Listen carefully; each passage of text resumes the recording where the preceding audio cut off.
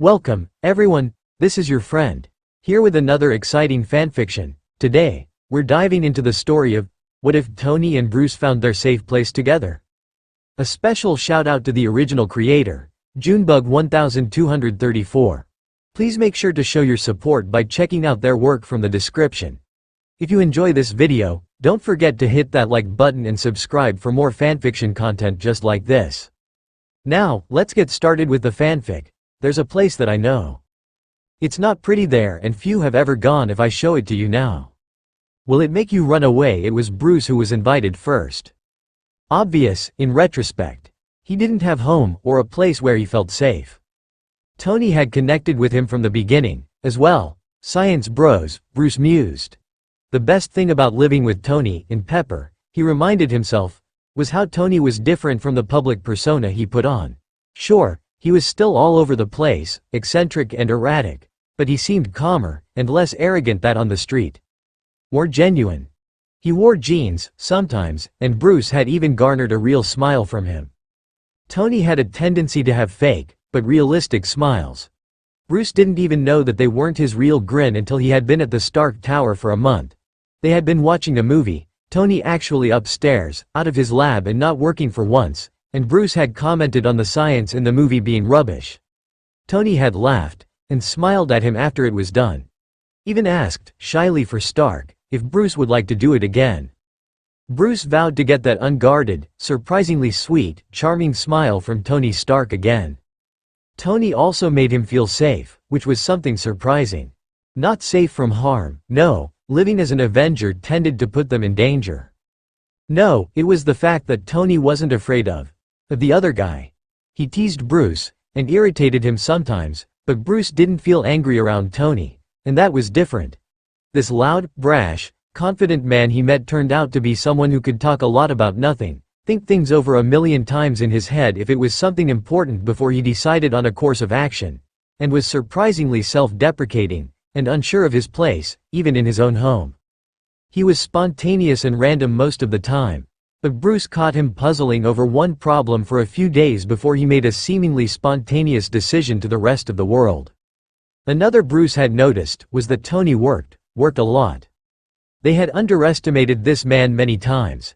He was constantly leaving on business, going to meetings, working on new designs, and running a multi-billion-dollar business with Pepper. He was tired constantly, just from work, but spent time with Bruce, made an effort to take him to see the things he'd missed while he was in Kolkata, and to become his friend.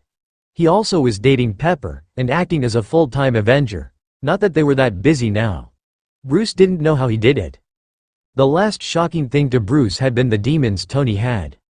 His facade was well in place, and made the truth more of a surprise to the doctor. Tony's first time working with armor hadn't been in his job, or making Iron Man. No, Tony had made an armor to protect him from the world when he was 5, after a harsh lecture from his father, Tony had said. A mask, constantly evolving until what it is today, protecting him. Bruce had wanted desperately to know who Anthony was, and not talk to Tony Stark all the time. Bruce appreciated that Tony trusted him enough to let him live in the tower, and to have the threat of the other guy constantly looming, even if Tony seemed unconcerned. Bruce asked once why Tony was alright with having him there. Why he was so willing to do things to deliberately push Bruce's buttons, to try and get him angry. Stress testing. Tony had answered. You push until someone breaks, and then you learn their limits. If you can, you make them stronger the next time through. Tony was constantly pushing, trying to find the point when Bruce would turn and leave, to have had enough with him. He pushed at everyone, he pushed, and when they left, he wasn't hurt, not like he had been times before, because now he expected it. It was what people did. I learned when I was young, Bruce, that people who have their monsters for everyone to see and know about, they're the safest people to be around. Tony said once, when Bruce was agonizing over endangering Tony and Pepper and staying, or leaving, and letting them be safe. Tony patted his shoulder. You don't want to hurt us, so I don't think you will. Regardless, Bruce asked. And Tony gave him a plane ticket, 1 week in a remote country place. When Bruce returned, a reinforced room, made to hold the Hulk, but also providing a way out, was built into the tower. Bruce asked about it. Tony shrugged and gave him a rare, real smile. This way, you worry about losing control, you can come in here. You can leave if you want to, but it won't let you smash the tower or Pepper and I, if that's what you're worried about." Tony shrugged it off, and never spoke of it. Bruce had used it occasionally, but he never thought about leaving again. When Clint asked for a place to crash between missions, Tony sighed, cleaned out his old house on the outskirts of the city, and made rooms for all the Avengers. Clint didn't leave. The others didn't come, not now, but they knew they had a safe place, a place away from S.H.I.E.L.D. That meant a lot to people who never had a safe place before. Steve said he was exploring the world, figuring out how it worked. The undertones of, "and you're completely annoying to be around," was heard by everyone. Natasha flatly turned it down. Missions, and constantly moving around made her decline. Clint tried to persuade her to use it as a place to squat, and she denied him. "I can't live with Stark, he's insufferable. Bruce is a time bomb. I'm not living there, not if I want to relax." Clint seemed a little off-put, but didn't push the issue. Thor was in Asgard, but accepted the invitation for when he was on Midgard. Clint was quickly accepted into the tight friendship that had formed between Tony and Bruce. They even shared close-to-the-heart stories about themselves. It started with Tony telling them college adventures with his friend, Rhodey, and things he'd done with Pepper. Safe, enjoyable stories. Clint told them about funny things that had happened in the circus, and crazy acts he'd seen. Bruce told them about Betty and his life before. Over a midnight soufflé or omelet, which one of them would make sometimes, Clint broke the first barrier by telling them that he hated Loki. He said it darkly, with a loathing that didn't surprise the other two. Tony loaded Clint's place with food and sat expectantly. With a little prompting, his insecurities about what he'd done, and the remainder of the pain he had from killing so many people spilled out. Tony had interrupted, as Tony was wont to do, harshly, telling him that Clint wasn't to blame. The angry tone was so unlike the genial man that they had been surprised. "Damn it, Clint," Tony had snapped, "you weren't in control. Magic, which I hate, was. And there was nothing you could do. You're blameless. You couldn't control your actions. You tried to stop it. I was called Merchant of Death for years. I killed people, knowingly, with my weapons for years. I was in control. I could have stopped it at any point. You don't blame me for that. There is no way in hell you can blame yourself for something that wasn't your fault." "I tried to make myself better," Bruce interjected. "Ended up becoming a monster. I killed hundreds of people, because of stupid pride, and thinking I could change the world." Clint had smiled a little, and the dark recesses of their minds that were deadly and hurting, the parts that were their closest secrets and feelings, lightened a little. After that, Tony willingly told them one night about the arc reactor, about how it was originally a car battery. He touched a little on the torture, on why he'd given in, and he told them about a man, Yinsen. The seriousness of his eyes had humbled Bruce and Clint, and when Tony left, his eyes dark and shadowed, making a jerky escape to his lab. Clint and Bruce swore to not tell anyone else, not with Tony's trust given to them like this, with him letting them see how he was broken, how he was trying to fix it. Jarvis trusted them eventually. He was protective of Tony in a way that was impressive. Even if not a computer. The first time Tony had mentioned the arc reactor, even in passing, Jarvis stopped Bruce and Clint later, and showed them a video. A warning. It showed a man talking softly to Tony, tearing the reactor out of his chest. As they were walking to their rooms after that, shaken, Jarvis not so subtly showed them the weapons Tony had built into his house, and how he could control them. He also showed them how, because of Tony, he could hack into almost anything, including places that had the power to completely destroy both of them. Pepper had smiled at them, accepting them easily. She liked Bruce and Clint, because they were 2 of 4 people who could drag Tony out of his lab. She also warned them he didn't talk about his family, not ever. They all became aware of how dark each other's thoughts were. Tony confessed once, that although not suicidal, his mind moved so fast that he was able to calculate the probability and ways of killing himself with different objects. Bruce had looked horrified, and Tony consoled him. "It's a thing. I see something, and I just have enough information in my mind that I automatically calculate these things. I calculate everything."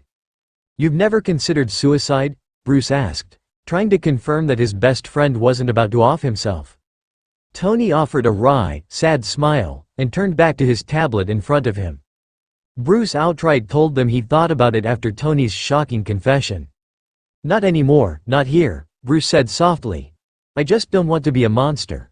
Clint had glared at the table before telling them that he knows how it feels. "It hurts really bad sometimes, and I thought it was the only way out. I had no one then." He flashed them a pained little smile. "I do now." Bruce was constantly checking in with himself. Clint and Tony acted as though there wasn't a Hulk unless they were making jokes about it. He thanked them once. "The others, they're great.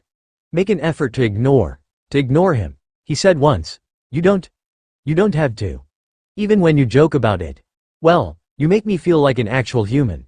Just, thanks, alright? It means everything." All three of them shied from contact. Tony had Pepper who could touch him freely, and Clint and Natasha were thick as thieves. But besides that, people usually didn't touch them.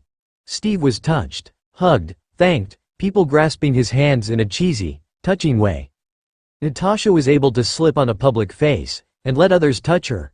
She didn't like contact, but her team, and S.H.I.E.L.D. agents consistently made contact with her. People hugged her. She accepted it, but she knew part of the reason civilians trusted her was because she was a human, and she was a woman. Supposedly approachable and warm. Her team knew she could kill any of them, but trusted her enough to pat her, or to give her contact that they all craved. All wanted to ground them and remind them that they were still people. Thor hugged unreservedly, but even he stayed away from the three of them. He hugged Natasha, Steve, Fury, the recovered Coulson, Maria Hill, strangers, his brother, anyone. But not the three of them. He tried with Tony once, who was so unused to human contact he flinched violently and backed away, laughing it off, and looking a little shaken. The public didn't touch before of his playboy, eccentric image. They loved him, laughed at him, and exploited him, but didn't touch, unless they were trying to sleep with him or sell him something. Clint was evasive and smirked when others were hugged, and jumped out of range whenever Thor had turned to him. Bruce wasn't hugged because other people were afraid of having a rage monster attack them. Bruce noticed that they trusted each other when they would touch each other. Tony was fine with initiating contact, kissing a woman's hand, shaking someone's hand. It was necessary in business.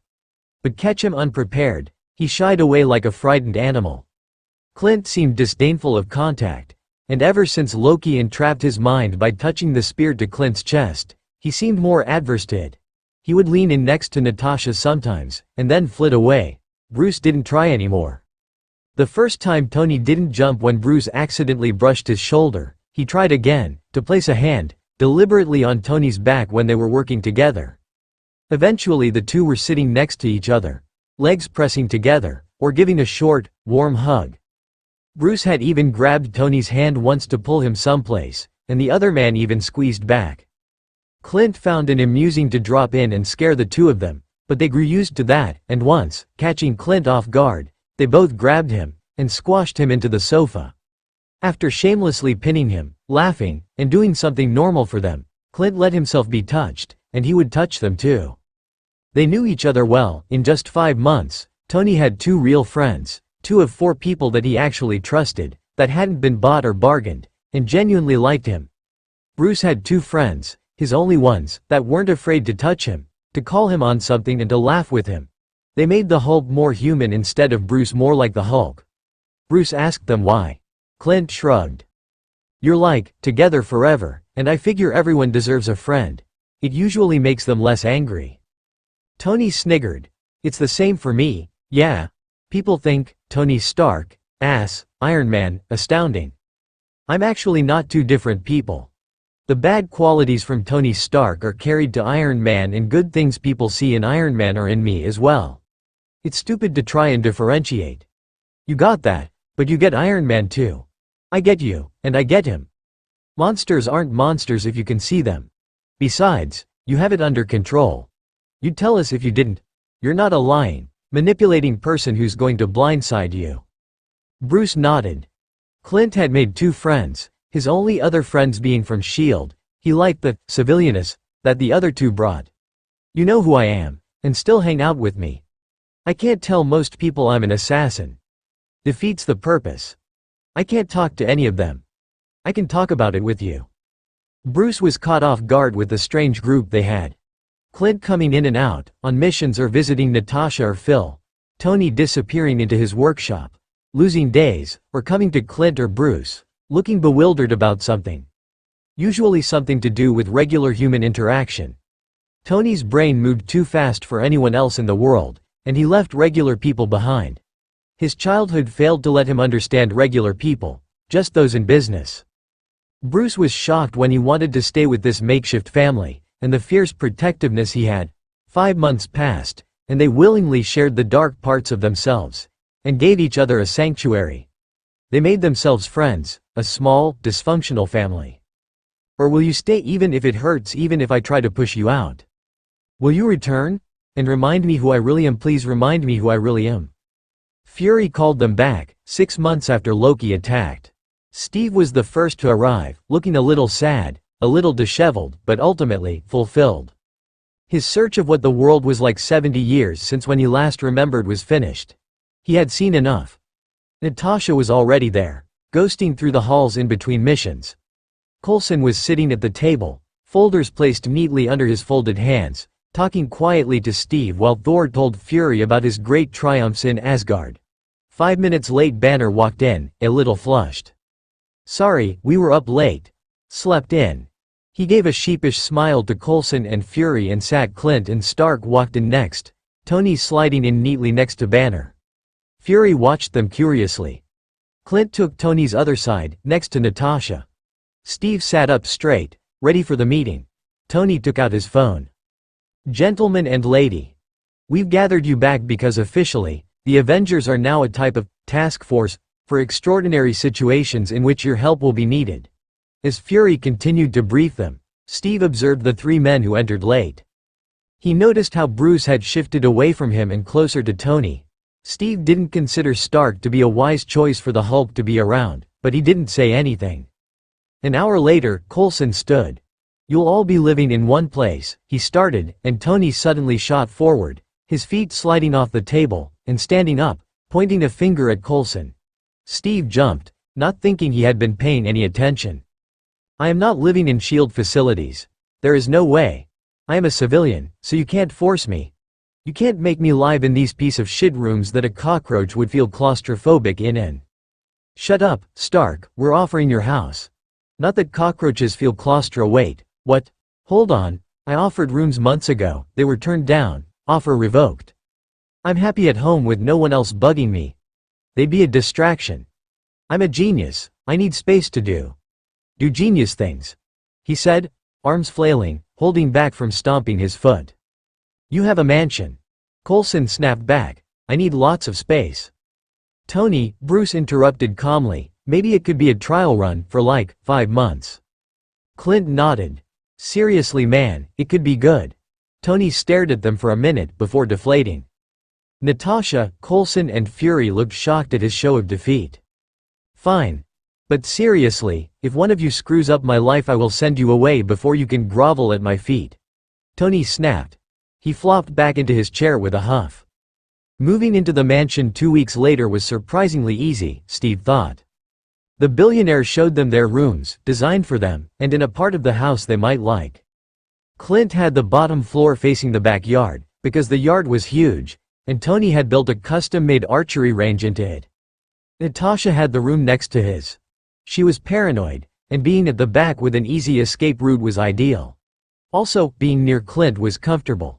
Steve got the room with a tiny, picturesque garden behind it, sketchbooks and pencils placed neatly on his desk. Thor got an upper-level room farthest away from Tony and Bruce's labs. He was near the lightning rod. Steve was a little shocked at the consideration put into these rooms. He wandered into the communal kitchen, where Clint was giving everyone a Pop-Tart. Thor had 20 piled in front of him, and he was stuffing his mouth with them methodically. Tony had a tablet in front of him, and a lady with red hair was by his side. Steve, hey, good, you're here. Okay. Here's how this works, the woman said. You're going to tell us what you like, what you eat, wash your hair with, movies you like, anything relevant. We're going shopping this afternoon if you want to come with us and pick something else up. Tony's head hit the table, incoherent mumbling coming from him. The lady smiled, took his tablet, and ignored him. Who wants to start? She asked. Clint cleared his throat. I'm a fan of hot chocolate, and I like it when we have. The woman shushed him. I know what you like, you've been living here. I hope you feel comfortable enough to ask, at this point. Clint grinned. He had been living here. Steve knew that Tony had extended the offer before, but hadn't realized anyone had taken him up on it. Thor, Natasha, Steve, Bruce prompted. What do you like? This is honestly just to get you supplies and make you comfortable. Steve shifted uncomfortably. He didn't like being put on the spot. Honestly, I'm fine with what I have. He trailed off. He had stayed in smaller places than the gigantic mansion and huge room. Besides, growing up in the Depression made him pretty easygoing. He likes drawing. Tony interrupted. Maybe those paints we saw the other day, Pep, and he's all patriotic. And for some reason likes keeping up with current events.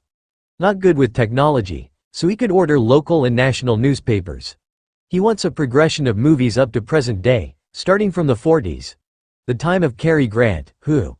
Tony's voice was deadpan, his face still planted in the table. Clint took over. He's all old-fashioned and cheesy, right? So he could make a path through the garden out back.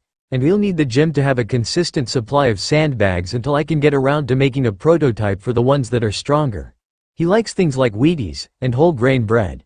A bulletin board, too, definitely. Agreed, he's going to want a place to hang all those lovely fan letters, Tony said wearily. Besides that, we have no idea.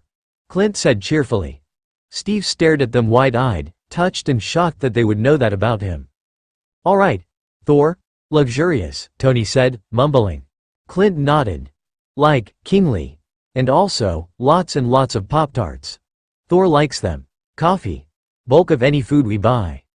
And Natasha? The woman asked, smiling slightly. Gardening. Clint, Tony and Bruce all said together. Clint took over. Her and Steve could improve our pitiful little garden out back. Also, a swimming pool. Tony supplied. Natasha looked at him suspiciously. Steve guessed that the three had known information about her that she hadn't shared as well. Can I go now? Tony asked. Head coming up from the table, a red mark on his forehead. No, the lady said firmly. Show them the house. This is the house, practically. Living room out there, with television. We can watch things on it. Rec room with games and shit beside that. Fun. My workshop, off limits, and kitchen. That's it, feel free to explore. Oh, and Jarvis. What's Jarvis? Steve asked. Say hello, Jarvis, Clint said mischievously. Hello, sir. A voice echoed around the walls. Steve jumped at the voice, and Thor looked at the ceiling in bewilderment. I am an AI built into the whole house. I can help you with anything you need, the voice explained kindly. Artificial intelligence, Natasha supplied helpfully. The other woman nodded, briskly picking up the tablet. Right, I'll grab these things later today. Your closets are stocked with new clothes, but if you want something different, let me know. Your measurement should be right. I'll see you all later. Tony slid off his chair and hugged her briefly. Thanks, Pepper, he said gratefully. She grinned. Anytime. Buy yourself something nice while you're out, Tony said, sliding his hands to her waist. Pepper laughed. I already have. She kissed him, and Steve averted his eyes. He didn't know Stark had a dame. When she had left, he looked back up. Natasha smirked at him, but turned quickly to dig through the fridge. Tony was left standing awkwardly. Right. Well. Clint and Bruce know where everything is. If you think of anything you want, write it down, or tell Coulson or Pepper or something. I'm going to, work in my, workshop. He made a hasty retreat. Natasha's eyebrow D to the others. Pepper said he has movies, she said, not questioning, but demanding. Clint smirked, and led her to them, the others following, not sure what to do. As time passed, it became increasingly obvious that Tony was avoiding him. He was out for business a lot, more than Steve thought that shallow man would be, but it was obvious that Tony was trying to not have any time alone with Steve. Not just Steve, but Natasha and Thor as well. He would talk to Clint and Bruce, and any time one of the others came in, Tony pulled away and left to work. Eventually, he started ignoring the other two as well. Steve was irritated. The whole team got along well, except for Tony. He was a loose cannon, hiding in his basement, irresponsibly not doing anything with them. They had a movie night and dinner together, and Tony never came to either. He gave up on the billionaire, who clearly didn't want to be around them. One day, he was walking with Natasha back from their small garden, when he ran into Bruce and Clint. Natasha stopped him, and motioned for him to be quiet. They listened to the conversation in the next room. Natasha with a furrowed, suspicious look, and Steve feeling rude to eavesdrop like this. "He's pushing, Clint." "I know, but he didn't do this before they came," Clint replied harshly, his voice a rough whisper. "Yeah, I think he's worried." "Of what?" "You saw the footage of Obadiah," Bruce said softly. "He's not going to get close to more people if he can help it." "Why push us away? We're friends with them, maybe, I don't know, maybe we're guilty by association." "Just because Obadiah tried to kill him doesn't mean they will. He already distrusts Natasha," Bruce reminded him quietly. "Didn't get along with Steve outside of the fight," Clint added. "And I'm sure Thor and him would be fine if he ever left the stupid basement. I think we should go bug him until he realizes we won't betray him or leave suddenly. Remind him that we're friends." Bruce didn't reply, but they left the room, leaving Steve to look at Natasha with wide eyes. "Should have been obvious," Natasha said thoughtfully. "Distrustful because of previous betrayals. Makes sense he's avoiding us." "What? He doesn't want to get close to us in case we end up trying to kill him or leaving him behind when we get tired because it's happened enough before he can barely trust Pepper, Clint and Bruce anymore," Natasha said. "His father's best friend who watched Tony grow up tried to kill him a couple of years ago. Tony ended up having to kill him instead." Steve gaped. Tony had that happen to him? No wonder he didn't want people in his house. "I hadn't realized they were so close to him," Steve said softly. "Me neither," Natasha replied. "Apparently we missed a lot by turning down that offer to live here before now." "That reminds me, how did he know what we like to do? Our hobbies, interests, we didn't tell him about that," Steve hissed. "They're observant, Steve," Natasha said dryly.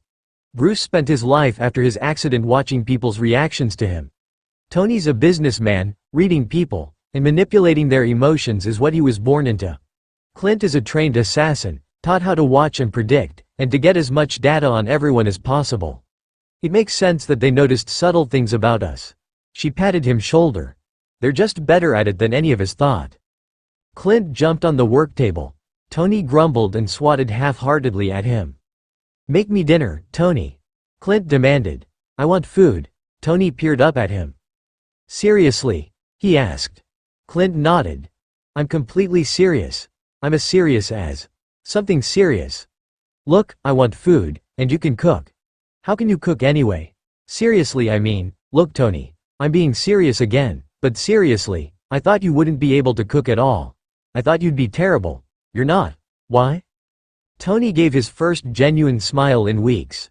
"When I was in college, I hired a professional cook to teach me. There was this girl who was really into homemade food, and she was really hot. So I learned how to cook, and made her this dinner. Told her to come over, just to eat, not a date or anything. She dated me afterwards." "Weren't you 15 in college?" Bruce asked. "Well, yeah, when I started. I finished at 17 though, which was when I learned." "What happened with the girl?" Clint prodded. "I slept with her friend," Tony said, grinning. "Wait, really?" Bruce asked. "That's a terrible thing to do." Tony shrugged. "She didn't take it well." "Bad breakup?" Clint asked. Tony laughed, nodding. "One good thing came out of that, and that was I learned how to cook. I think it was worth it."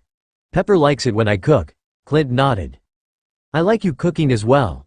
Which is why you're going to make me dinner. Also, you're going to talk to us again, because I feel neglected." "Everyone talks to you, Clint," Tony responded dryly. "It's not the same," Clint said dramatically, clutching his hand over his heart. "But now, shower, because you stink. How long have you been in the workshop, really Tony, and then food? Come on, I'm hungry." Steve's eyebrows shot up when Tony came from wherever he had been, freshly showered and heading towards the kitchen. "I thought you didn't eat," Steve prompted him. Tony gave him a tight smile. Not really. The kitchen is the room I use the least," he replied. Steve followed him into the kitchen. "Are you making something? That hard to believe? I've just never seen you cook before. Just curious," Steve said defensively. Tony had an ability to make him feel like he was being challenged with every word he said.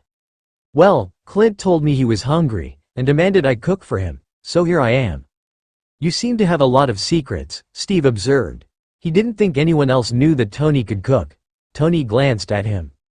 Not all of us can be picture perfect, he replied darkly. Stark. No one is perfect, Steve chastised. No one. No matter what they seem like on the surface. As Steve was speaking, Tony's previous mannerisms slid into place, making sense to Steve why he did the things he did. That's like you, isn't it? He asked the billionaire. You put on this act, for the world. You make us think that you're one type of person, that you're arrogant, a jerk, and mean to everyone. But you're not. It's easier, isn't it? He challenged, stepping towards Tony. The other man gave a harsh laugh. I let people see what they want to. It's easier, Captain, to feed an image, one already created, than to fight against it. But you would understand that, wouldn't you? He snapped. Steve flinched. Memories of dancing girls, and punching Hitler, all while longing to fight, to protect and defend, ran through his head. Going along with the law, because it was easier. Yeah, he could relate to that. I think that if you tried to be nicer, Stark, more people would like you, he growled. What if I don't want people to like me? Tony challenged. Excuse me, Captain, I have to make dinner. He pushed past Steve, who deflated at the end of the fight. Look, Stark, I'm sorry. I shouldn't have said that. Steve apologized. Tony nodded dismissively. Sure, yeah, whatever. It's good to know you can get mad, I guess. What? Why? No one is perfect, Stark mocked. Thanks for proving that. Steve clenched his fist to keep from retorting, and instead turned and marched out of the kitchen. Right into Bruce. You were right, Bruce said softly. He puts on this mask. Hides the parts you don't want people to see. Hides the weaknesses.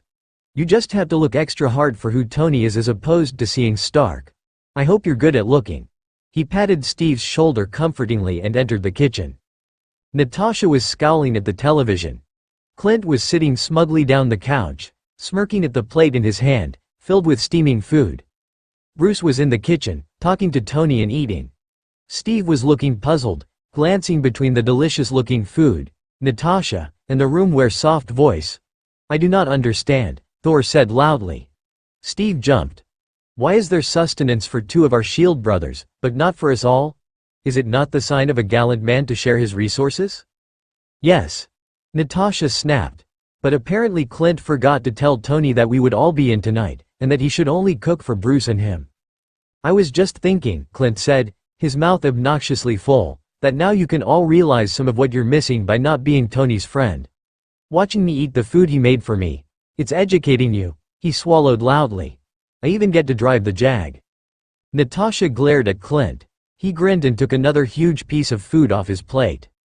You don't know, Nat, Clint said, quieter, more seriously. There's more to him than an arrogant ass. You just have to be willing to see it.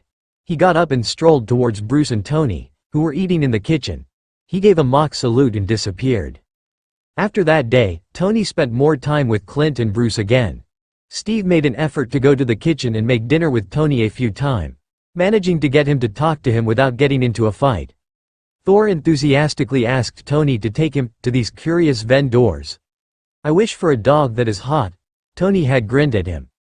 Coulson dropped by the mansion a few times. When Phil returned back to S.H.I.E.L.D. after his first visit, he went to report directly to Fury. Sir, we have a problem, Coulson said. Fury raised his eyebrow. Banner, Stark and Barton are friends. They're close. Barton and Banner make Stark less volatile. Banner is less angry. Barton is controllable and has someone to ground him, besides Romanoff. The three of them, they're a good influence on each other. Two civilians will counter the effects of missions for Barton. Good for teamwork, bad outside of that. Can you elaborate, Agent? Fury intoned. All three of them are trouble. Pranks, jokes, generally being insufferable. Those are things easily dealt with individually. The three of them could take down the helicarrier. They're dangerous, smart and can do almost anything they put their minds to. I think we need to be careful. Everybody's got a dark side. Do you love me? Can you love mine? Nobody's a picture perfect, but we're worth it. You know that we're worth it. Will you love me? Even with my dark side? It started after a mission. One of the first things that Bruce noticed about Clint was that he was quiet. Mischievous, devilish, but quiet. He dropped by Stark House, when Bruce and Tony were still living alone, together, with Pepper most of the time. He looked tired. The helicarrier is still in reconstruction, he started, looking vaguely guilty. And they said that you offered a room? The last part, questioning and hopeful, persuaded Tony, who most definitely had not offered a room. Well, I didn't, but you can come in, Stark had replied, a little bit haughty. Clint looked relieved, and entered. Look, I won't bother you or anything. I just need a place to crash for a couple of days. Tony looked offended. Barton. Clint, can I call you Clint? Tony asked. He didn't wait for an answer before plowing on. Clint, I will design you a room if you or S.H.I.E.L.D. doubts my ability to be a good host. It will be awesome. It started with Tony's wounded ego, misinterpreting Clint needing a room as a challenge from S.H.I.E.L.D. to see if Tony could do anything nice and worthwhile. Clint had accepted, and 2 days later, they were friends, planning a room just the way Clint wanted it. Bruce hung around, offering suggestions. Clint had grinned as he left for his next mission. It was the first time Bruce had seen him smile. It started with Tony saying to Clint as he left, "Look, come back, alright? You can stay here whenever you want. You're cool as long as you don't stab me in the neck like your partner did. And besides, I have the space." Clint came back. It started with Clint not being quiet anymore. It started with Clint failing to convince the other Avengers to come to Mansion, shrugging, and spending time with the two smartest people on the team. Tony worked, and almost always had his tablet with his, tapping out some complex invention. Clint never understood what he was doing, but one morning, he walked downstairs and found new arrows sitting at his spot on the table. Improved explosive arrows, a gelatinous one that solidified after it hit, and a few others. A note sat with them, the words, "Tell me how they work," scribbled messily onto it with black pen. It started when Bruce came back from his volunteer work, and Clint returned from S.H.I.E.L.D. to find Tony sitting to eat an elaborate dinner. He motioned at the counter where 2 more plates sat. Clint blurted out, "You can cook?" Instead of becoming offended, or talking back, Tony merely grinned. It started with that lack of a challenge from the confrontational man. Bruce and Tony were closer, sure. They got science, and Clint knew that Bruce was convinced to stay only because of Tony. He knew that Tony told Bruce things about his life, things no one else knew. He knew that Tony and Bruce had a level of trust between them that rivaled any friendship he had ever seen. In such a short time, he was amazed. It started when Clint first thought of Bruce and Tony as friends, then stopping in his surprise. Only Natasha and Phil had been friends before. It started when Tony opened up to Clint, telling him about his adventures with Rhodey, his friend. Told them how he and Pepper met, how Pepper got her nickname, about his time with Natasha when she was still Natalie. It started when Clint returned the show of trust, told Tony about how he started in the circus. He opened himself up for the teasing that didn't come, not then. Sure, they ribbed him about it a few times, but not when he was sharing his stories. Bruce quietly told Clint, because Tony knew already, about Betty. This girl he loved, and had to let go, for her sake. Because she couldn't stay with a monster like him. Clint nodded, sympathetic, and pretended not to notice the hand Bruce slipped into Tony's for support. Clint pretended not to notice when Bruce was getting upset, or telling a difficult story. He craved for contact of someone he trusted. Clint pretended that when Bruce first placed a hand on his arm for the stability and grounding that he needed, pretended that it didn't make his day, but he did shoot him a small smile.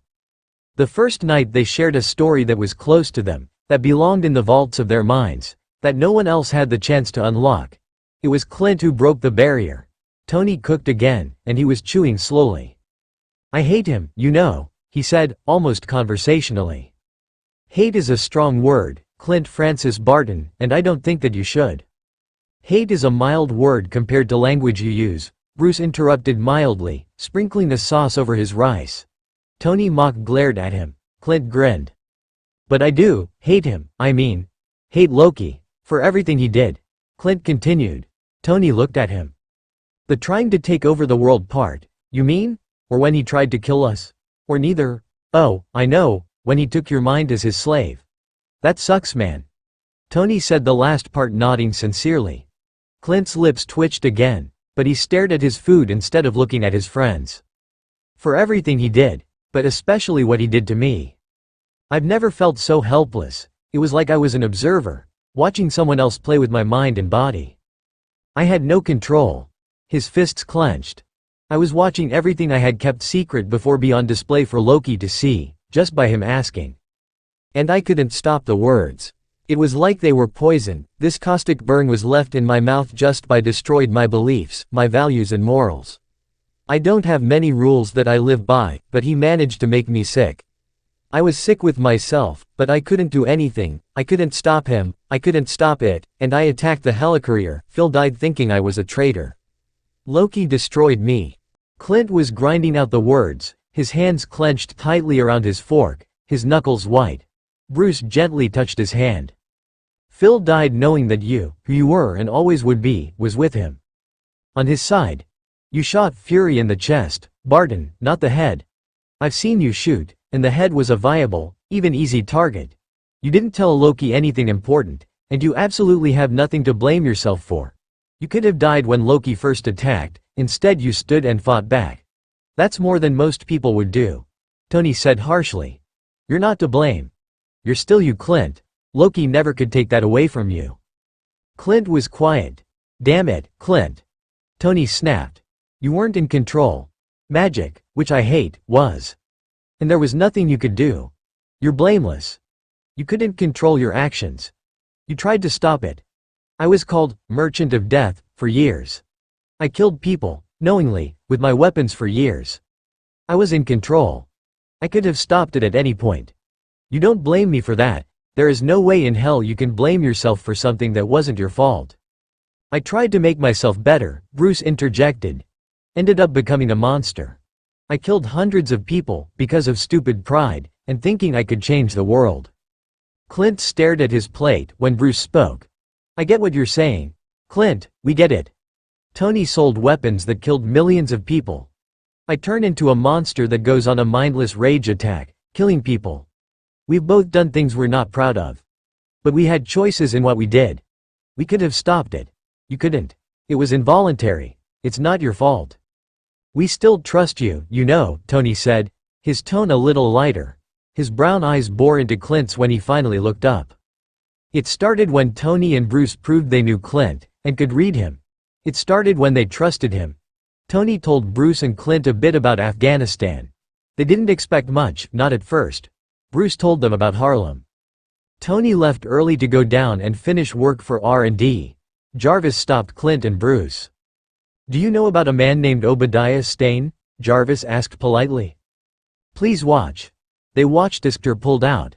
They heard the whispered words. They felt sick for their friend. When the video cut out, Bruce and Clint were silent. I would like you to understand, Jarvis said quietly. On another note, I was told to inform you that I have been equipped with weapons in this house in case of an emergency. Do not hesitate to ask. Clint and Bruce took that to be related to his first point, and understood the warning for what it was.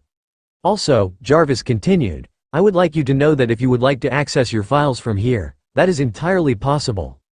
I am already in place in the S.H.I.E.L.D. and other government systems. Clint and Bruce understood the warning Jarvis was giving them. Hurt Tony, and he would destroy them, their futures, their pasts, their credibility, anything that they held dear. They were astonished at how loyal Tony's machines were. He understood this was Jarvis's way of protecting Tony. But it was also his way of saying, welcome to the family. I can trust you. It started with an understanding between them. Tony smiled more, laughed more. Genuine, striking smiles that were contagious. Bruce was happier, more relaxed. Clint felt at home for the first time in his life. In the carnival, in S.H.I.E.L.D., he was always on edge. There was always something around that could hurt. When the team came to live with them, and Tony disappeared, Clint found himself receiving a new bow, with a newer composite metal to make it more durable, yet lighter. Bruce and Tony were unbeatable in the lab together. It started when Clint felt like he had two friends who he could completely trust. Natasha was great, she was his friend, but she worked for S.H.I.E.L.D. Anyone and anything affiliated with S.H.I.E.L.D. was not to be trusted with your deepest, darkest secrets, because they always had the opportunity to exploit you, to leave you raw and bleeding, your scars opened for everyone to see, and to walk away, to claim it was just a job. So as much as they trusted each other, they could never believe in each other's goodness. The purity that they had as children was gone. In many ways, Clint knew that Bruce and Tony had been through more than him. Both had hinted at abuse from parents, suicidal tendencies, life-threatening situations and times when their genius moved faster than the world around them, and they saw the mindless stupidity people let themselves settle on, and left them depressed. Yet, throughout the darkness that followed his friends around, they didn't have the burden of being a trained killer. They knew what it was to kill, and they were weapons, even just their intelligence killed hundreds. Yet, they didn't take orders blindly and kill on command. They weren't fully aware of what they were doing, however much they liked to argue. The innocence that remained was refreshing to Clint. The civilian outlook on life remained, even through horrors, betrayals and terrible accidents. The two civilians on their team grounded him and reminded him sometimes what he was fighting for. Why he was still there, pushing at those horrors that encased the world, that they could never escape for. Tony's enthusiasm and genuine philanthropy was refreshing, and Bruce's control and hope that people could live peacefully while foolish was a joyful thought to have. Which is why Clint stayed at Tony's house instead of returning to S.H.I.E.L.D's base. It started with a spark of potential between them. With the first prank they played, the first time Banner gripped his hand while telling a story. When Tony turned to them instead of alcohol. Clint telling someone how he felt without worrying about psychologists analyzing him, or losing a job. The first time Tony built him an archery range in his backyard claiming it was for all the birthdays he missed. But really just showing like he did sometimes, that he had a heart, he just didn't understand how to show it all the time. It started after a mission. It was the greatest friendship they had ever had. Clint was still tired. Tired of missions, of constantly being in and out of S.H.I.E.L.D., of his home, constantly finding posters, art, charities made for his well-known friends. Captain America, the American hero. Tony Stark, the ruthless yet charming businessman who wormed his way into the hearts of the people. Even the Hulk was more well known than him and Natasha.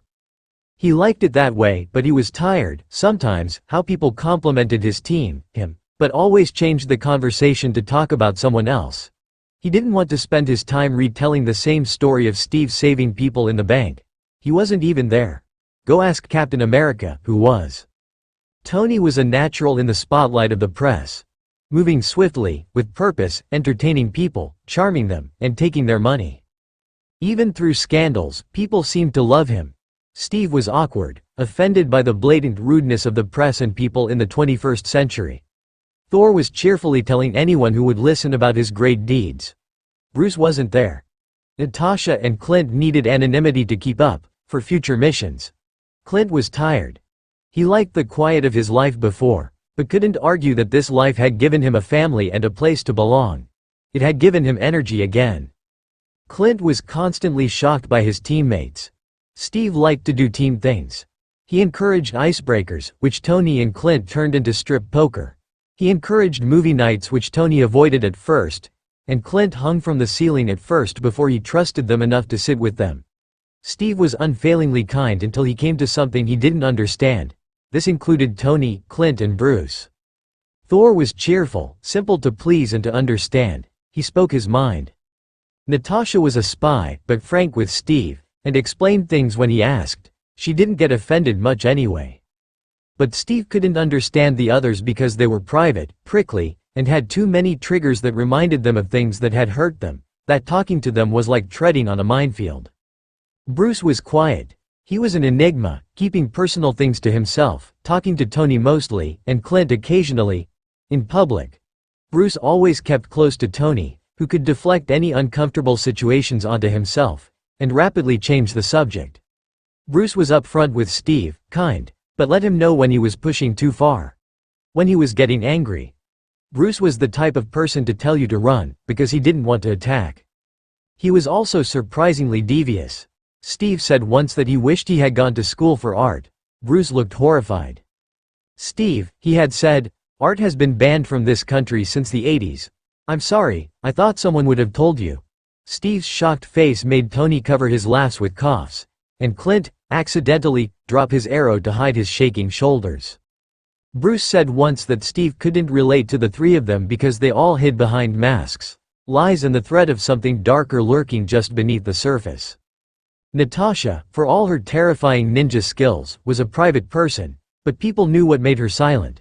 They knew about her past, because she thought it was important for them to understand her assets, briefly telling them about her time in Russia, and other skills she had. She was an assassin, but she practically was the essence of danger. Even Thor tried to indulge her.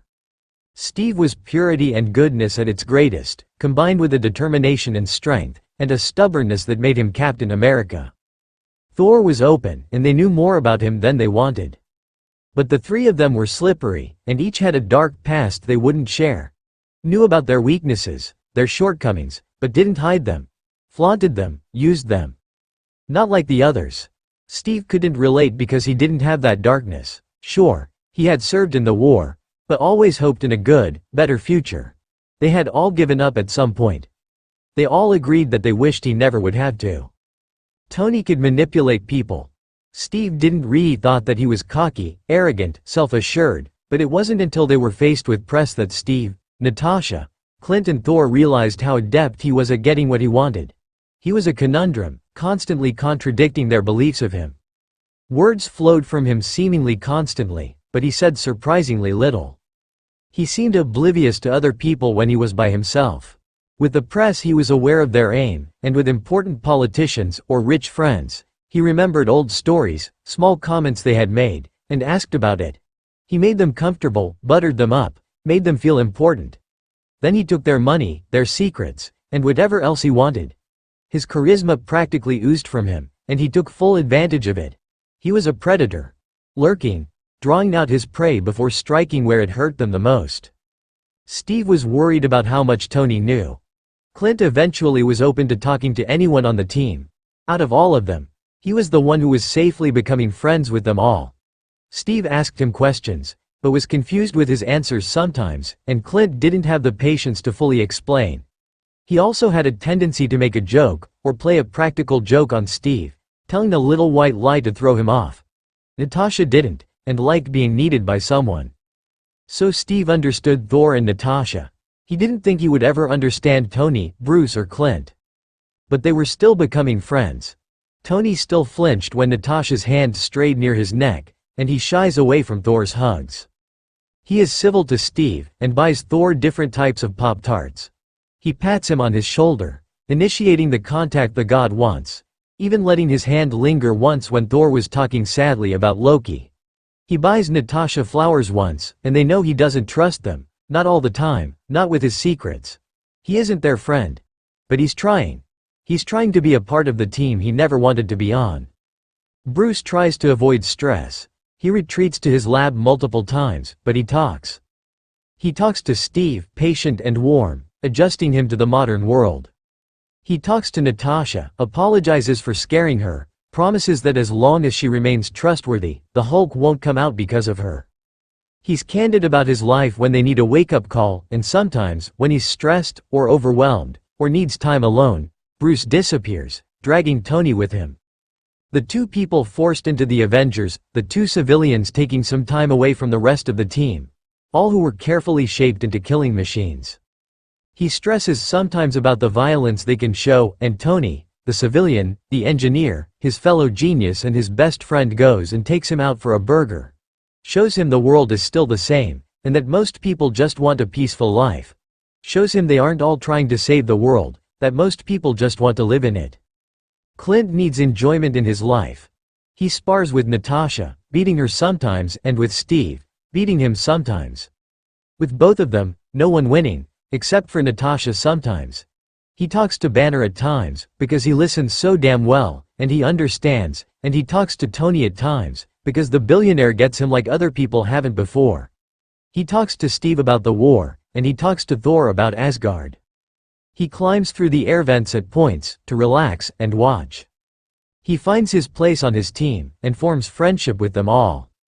Clint knows that Bruce and Tony are willing to go head-to-head with anyone or anything to back up their team, but that's because they're civilians, and because Bruce is the Hulk, and Tony has more money than he knows what to do with sometimes and can afford anything he wants.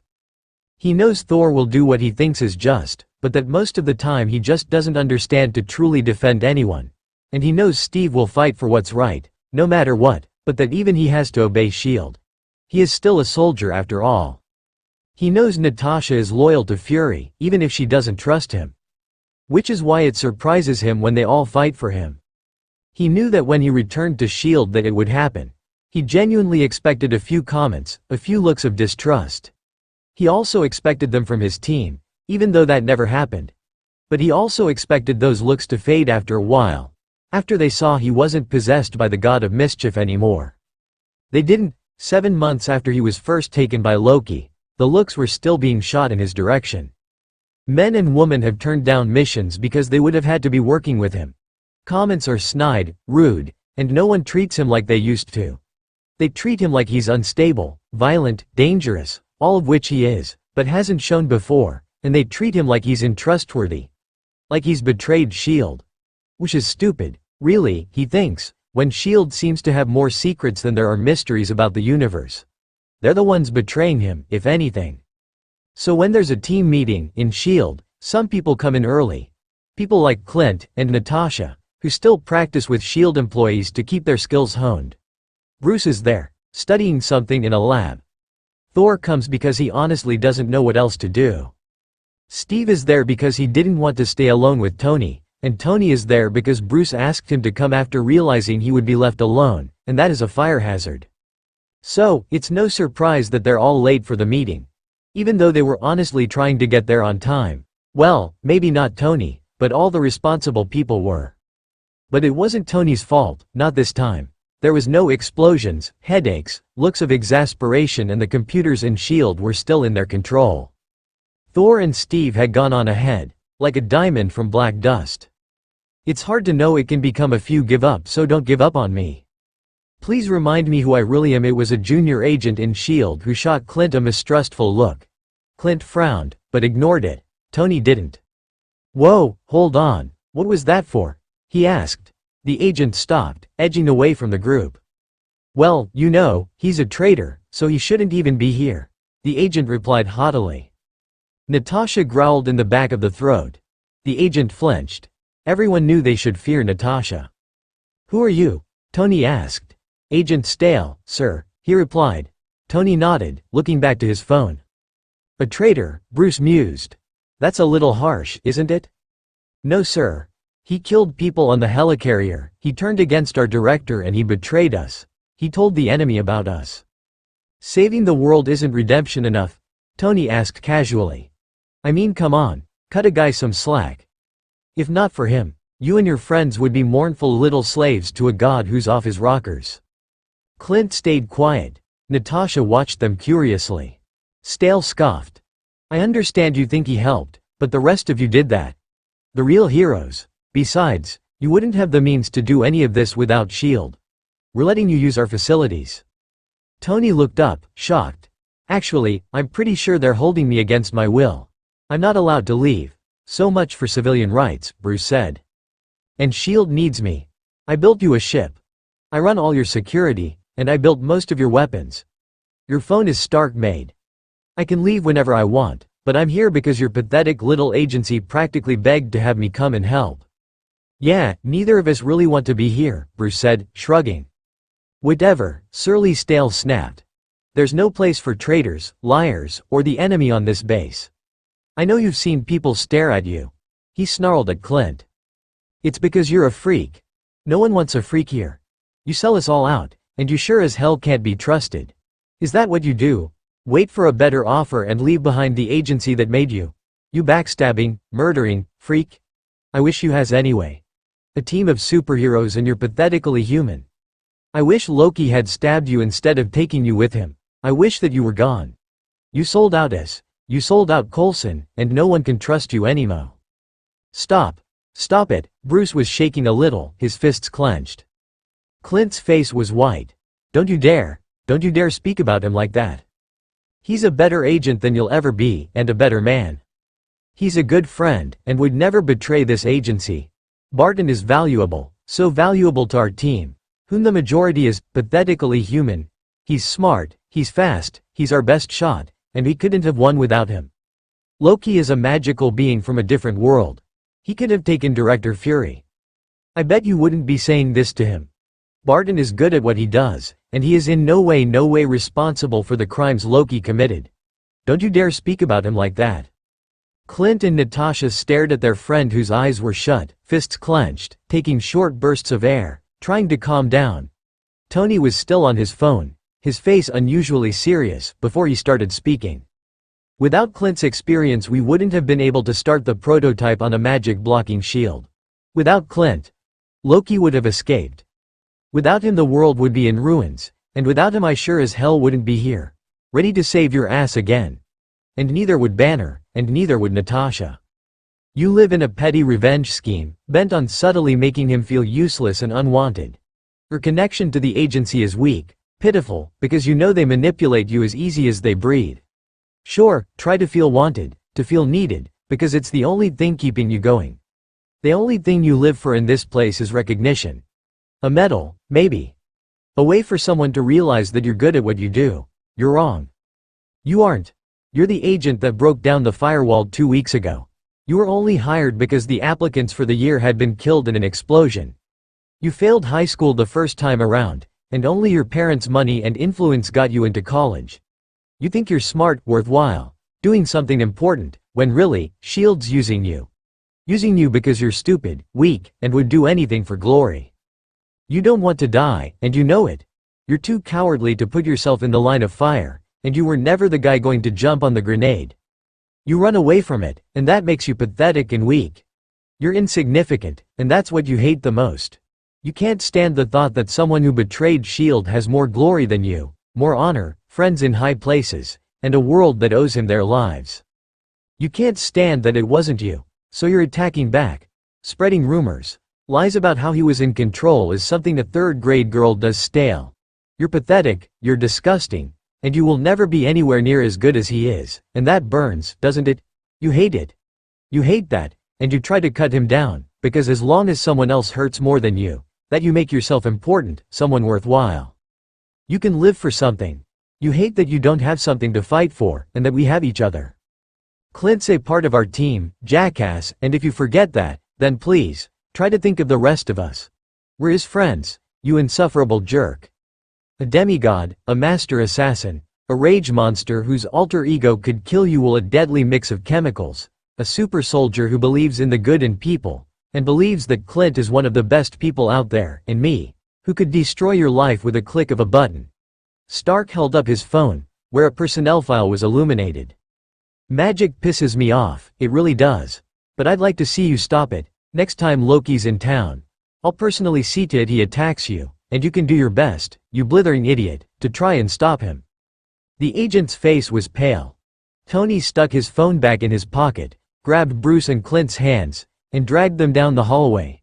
Natasha circling the silent, dumbstruck man, smirking, he flinched as she flicked him in the ear, and walked away. The crowd that had gathered parted to let her through. Up in the meeting room, Fury watched on the security feed. Coulson's head was in his hands, words mumbled, but audible as, "Why me? Why is this the team I was put on?" Steve was wide-eyed. And Thor was asking to go, defend his S.H.I.E.L.D. brother's honor. "No, Thor, sit down," Fury ordered as the door slammed open. Clint, Natasha and Bruce were following a mad Tony. Steve flinched, and Thor quieted down. Tony had never, ever been mad before, they realized suddenly. He was good-naturedly annoyed, talked a lot, scowled and made rude comments, but overall, his temper was surprisingly mild, and he was easygoing. Now he was livid. His face was white, with his cheeks blotted red. His hair was a little messy, and his suit was impeccable. His voice was quiet, and his energy, which usually spread to those around him, like solar flares on the sun, never quite contained to himself, was bundled tightly around him. He shimmered with fury. "How long has this been happening?" he asked, quiet, contained, but with laser-sharp eyes, boring a hole into Fury's head. No one answered. "I know you were watching. I know you know what I'm talking about." Silence. "How long, damn it?" Tony exploded, slamming his fist into the desk. Coulson flinched. Actually flinched. "Too long," Fury replied. "And S.H.I.E.L.D. has decided to not do anything? That the integrity of one of its agents was now unimportant?" Tony was back to a deadly calm. "Do you not care? Were they saying things that you agreed with?" Fury didn't answer. Clint looked down. "Does Agent Barton have a place in S.H.I.E.L.D. still? Tony asked, controlled, on the edge. Of course he does, Mr. Stark, Fury snarled back, his voice tight. Really? Tony's voice is mocking, cutting. Fury's eye twitches. Of course. Fury repeated. A good place? One to trust will actually support him while he puts his life on the line? Or will you ignore things again? Lies that are ripping the integrity of this agency apart? S.H.I.E.L.D. used to be a government agency that protected its agents, Fury. It still does. Then I suggest that you take more prerogative next time something totally out of line happens like this again. Or what, Stark? You're going to throw a hissy fit again? Fury snapped, angry. Tony laughed, cold, harsh, and chilling. You know what they were saying was lies. You didn't have to let it continue. Barton's a good agent, and he's a part of the Avengers. If anything like this happens again, you have my word, I'll go, Tony said, coldly. You're still on a contract, Mr. Stark, Coulson spoke up. There's a clause. You think I don't read the documents people give me to sign? I do. There's a section that states under extreme circumstances, or in the chance that I feel my work is threatened, or my environment is unstable and dangerous, I may withdraw. And unfortunately for you, that would be bad. Technology would be down. I'll take back my weapons, my helicarrier, my Quinn jets, Iron Man, the millions of dollars funding the Avengers Fund, the millions funding S.H.I.E.L.D. I'll remove contracts with you and I will make sure the public knows I don't approve of your agency. I'll negotiate terms, and remove the agents I want from your facility, and use them to their potential, doing what they want. That includes Agent Barton if I feel that it is necessary. Don't forget, Fury, that you play your games, you do what you want, but this does not happen again. Because I can destroy you. I can rip S.H.I.E.L.D. down from the foundations. And I'll do it without Iron Man. I'll do it as Tony Stark, as that mortal you despised bringing on the team. Iron Man, yes. Tony Stark, no, isn't that right, Fury? I'll show you how much you want me on your side if this happens again. This was unacceptable. Stark finished, snarling, fists shaking. Steve Ope, shock written over his face. Natasha's face was surprised, eyebrows up. Clint's jaw had dropped. And Bruce was smiling a little. Thor looked astonished, but a grin was on his face. Coulson was pale, angry, but proud. Fury was shaken. Noted, Stark. He replied. You wanted us to be a team, Fury. You deal with us as a team. Bruce said softly. You attack one of us, you hit us all. We're the Avengers, Tony broke in. You hurt our team, you can be sure as hell that we will fucking avenge them.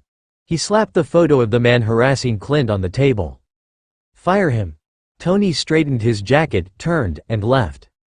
Clint gave a mocking salute and followed. Steve sat gaping. Everybody's got a dark side. Do you love me? Can you love mine?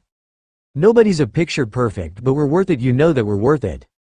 Will you love me, even with my dark side? Thor stared after Tony and Clint. Our S.H.I.E.L.D. brother wields words as deadly as his weapons, he boomed. Fury flinched. He was born a businessman, of course he does, Natasha replied.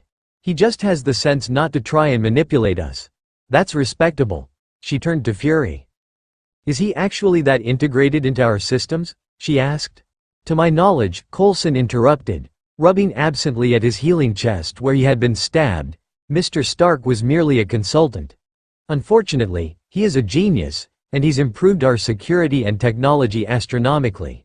He gave the helicarrier and jets to us. We didn't buy them, so they're technically still his.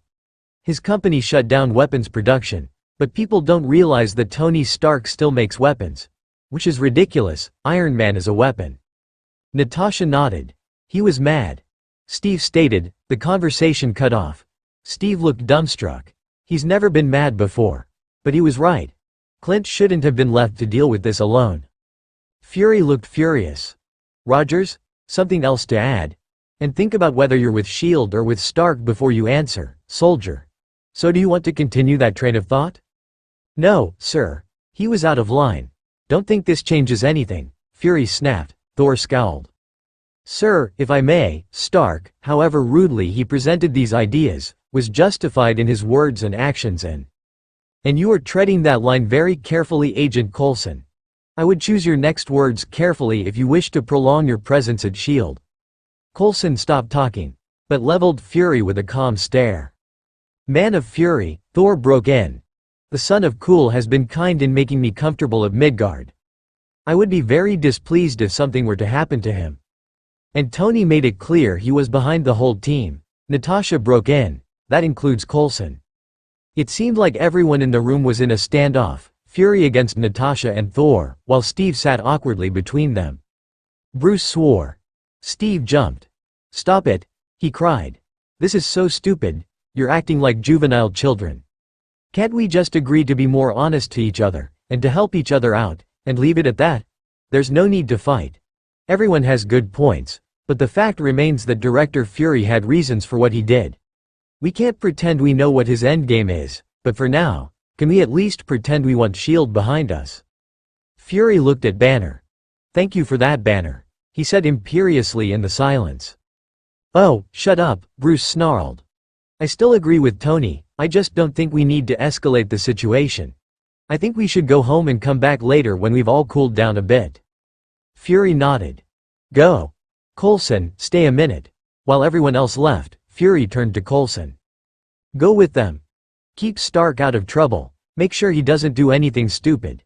You're officially the in-house liaison with the Avengers, congratulations."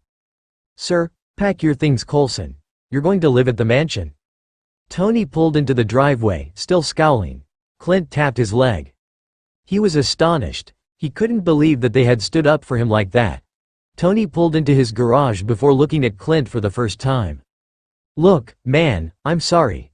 Words not often heard from Tony Stark. "I should have asked you what you wanted, and I shouldn't have tried to dictate your life like that.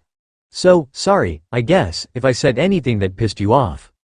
"Tony, are you serious? That was awesome." "Thanks." The grin faded. "Seriously, it meant a lot. Only Natasha has ever stood up for me like before, and it's hard for her to do it when it's a problem with S.H.I.E.L.D. I appreciate what you and Bruce did and said." Tony sniffed imperiously, still mad, but cooling off. "Well, people don't mess with my friends, no one." He slid out of the car and into the house. Clint was left with a small smile on his face. When the others got back, Clint had convinced Tony to make dinner instead of a weapon of mass destruction like he enjoyed doing when he was mad. Natasha watched the billionaire throw ingredients into a pan, scowling. "Tony." He didn't look at her. "Tony," he jumped. "For God's sake, Natasha, don't sneak up on me like that. I've told you not to. I have a heart condition. You also have a highly developed piece of technology to stop anything from happening to your heart," she said dryly. "And I didn't sneak, you were just not listening. What do you want? I've already apologized to Barton, so whatever you want to say." "Shut up. I wanted to say thanks." Her expression softened. "It's hard sometimes to work at S.H.I.E.L.D. and back him up. It may not seem like it, but he's the only person I have in my life. He's my only friend, and I'm glad I have someone else to be there sometimes. So, thanks." She nodded and left, Tony staring after her. She knocked on Bruce's door. "Come in." He was lying on his floor, staring at the ceiling.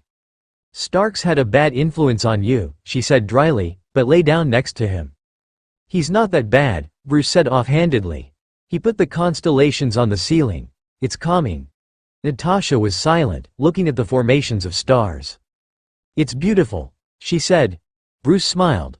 "I'm sorry, I shouldn't have yelled at S.H.I.E.L.D., and I know that you're better friends with Barton, so I'm sorry if you felt like I was stepping on your toes," he said softly. She smiled.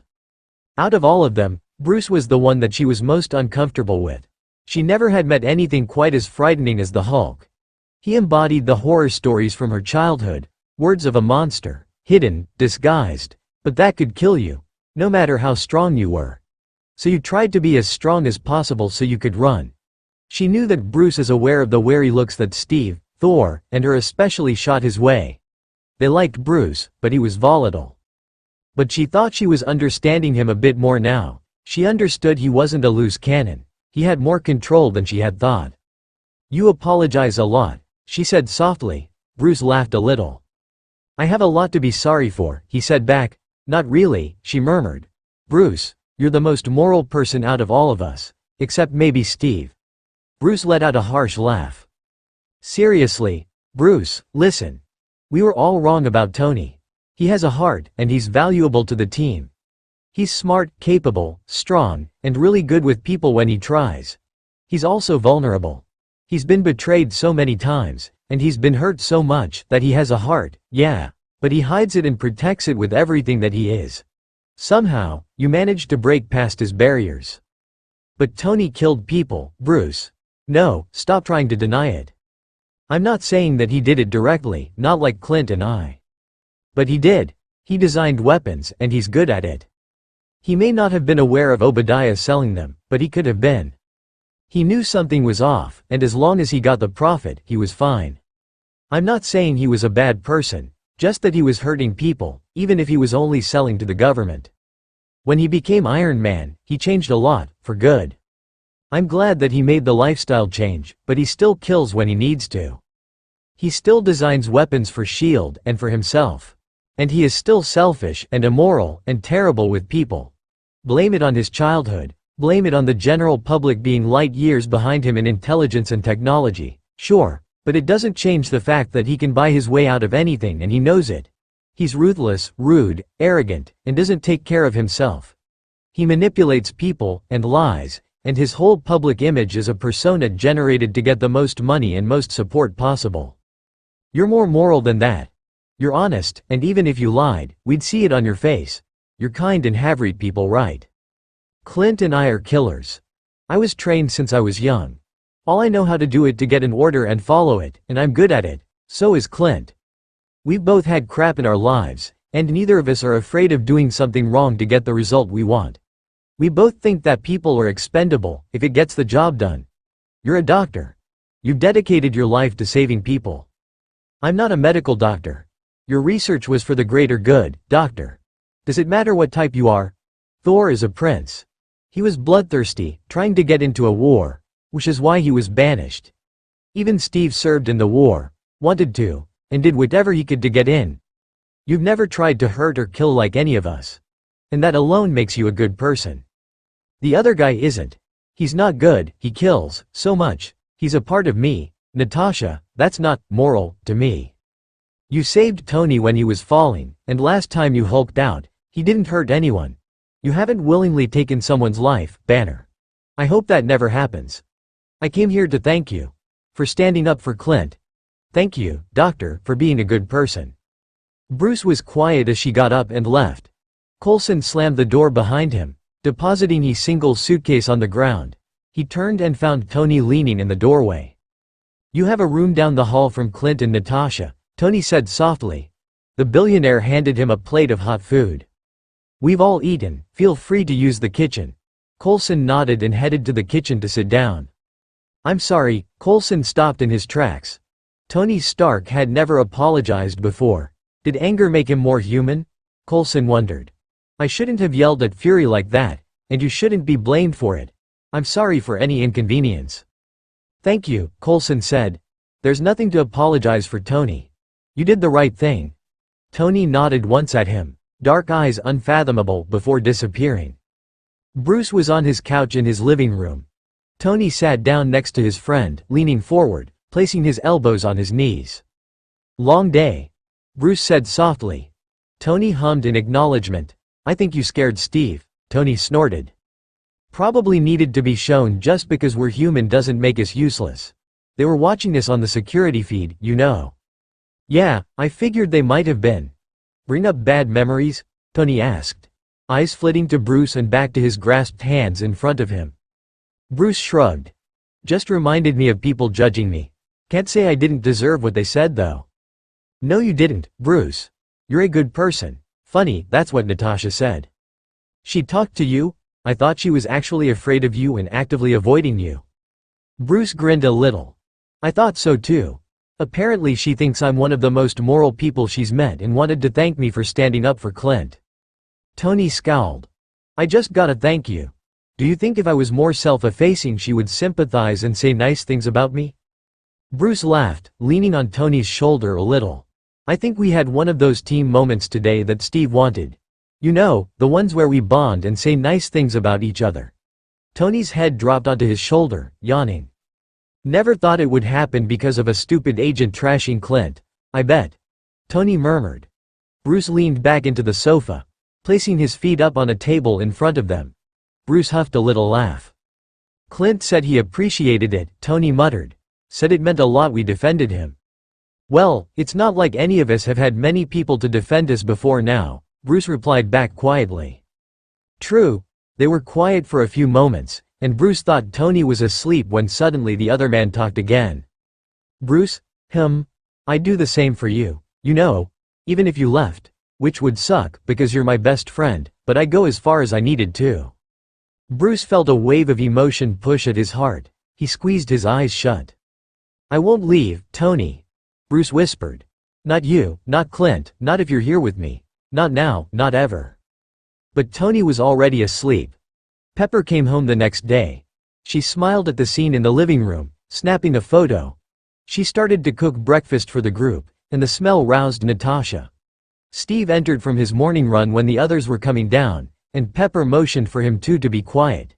He frowned, and she motioned to the living room. Steve poked his head in, his eyebrows shooting up. He doesn't sleep a lot, Pepper said softly when he came back, and when he does it's often not deeply or well. When he's in a good deep sleep I like to let him have as much time as possible. Steve nodded in understanding. He gets these nightmares, Pepper said, staring sadly at her hands. It's why he's awake a lot. It's strange, he said softly. In the course of 2 days, I see more of Tony Stark than I have in months preceding this. I didn't know he could get that mad, and I haven't seen him this relaxed before. Natasha shrugged a little. They stood silently in the kitchen for a while more, watching Pepper efficiently and quickly make breakfast. Coffee? A voice mumbled from the doorway. Pepper jumped a little, but Coulson, Natasha, Clint, Steve and Thor were unfazed. Tony stumbled into the kitchen looking hazy and tired. Looking at Pepper, an unguarded, genuine smile broke over his face. A smile not seen often, and usually only by Bruce or Pepper, and sometimes Clint. He meandered over to her and buried his head into her neck. She smiled, wrapping an arm around his shoulders, his hands snaking around her waist. He sighed in contentment. Bruce walked in behind him, yawning. He smiled at Pepper, who wiggled her fingers back at him. When Bruce had first come to Stark Towers, he felt like he had something worth living for, if only because Tony wasn't afraid of him. When he solidified his strange, offbeat friendship with the billionaire, he was surprisingly all right with staying for a prolonged period of time. He had never felt safe enough to be around people who understood completely what he was, and still want to be around him, to spend time with him. Tony gave him something that he never could have dreamed after he was forced to leave Betty, and people knew about the Hulk. He didn't trust himself, but he felt safe. He knew it was stupid, the Hulk, an indestructible being, afraid and constantly moving, but he was terrified of hurting someone, or destroying something. Tony laughed at explosions, and had told Bruce, explicitly, that the dangerous people were the ones with the hidden hate, the revenge built up inside of them, waiting to strike when you were your most vulnerable. He explained that the Hulk was easy to understand, to predict, and that at least when Bruce hulked, he would have warning, and besides, the Hulk liked Tony, so who cared? Clint had said something along the same lines, and the two of them made him feel safe. Like a child in his mother's arms, or being wrapped in a warm blanket, with no worries in the world. He told Steve once that he was always angry. In reality, he was always aware. Aware of the threat, aware that he could kill everyone he loved, his team, his new family, just by being mad. He was aware that he was a monster. When Tony prodded him, and teased him, calling him rude names, and pushing him, he felt grateful. Because no one would be crazy enough to push a monster, not unless they were Tony Stark, apparently. But in those times, Tony made him forget. He forgot he had a time bomb waiting to explode inside of him. Forgot he was different from everyone else, that he was dangerous, that he was a killer. Tony's rare, warm smile made Bruce forget that the Hulk was raging, trying to escape. Or maybe, Bruce reasoned, Tony made the Hulk happy. The other guy had saved Tony's life, and showed a fondness towards his two friends. With Tony, he acknowledged the Hulk and Bruce. They were always together, but they were separate as well. Tony understood the Hulk had though they may be. Tony understood that the Hulk needed someone as well. Sure, Betty was there for Bruce, and he appreciated that, really. Steve, Natasha, Thor, Coulson, they all were there for Bruce. But they weren't there for the Hulk. Bruce liked being acknowledged for something other than his alter ego, yet, the Hulk didn't.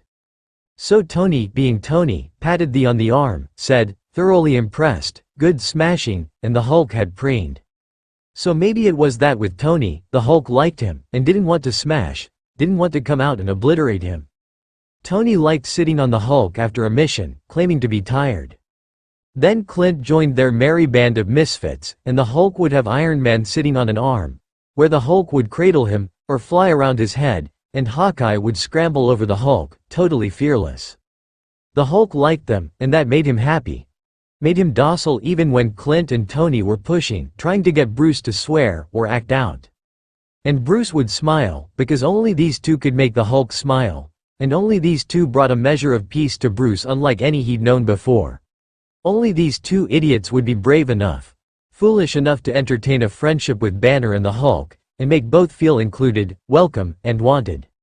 So Bruce would relax if Clint was there, shooting jokes off as quickly as his arrows, flashing quicksilver grins at Bruce, and ragging on anyone who looked vaguely wary around Bruce. Even Natasha.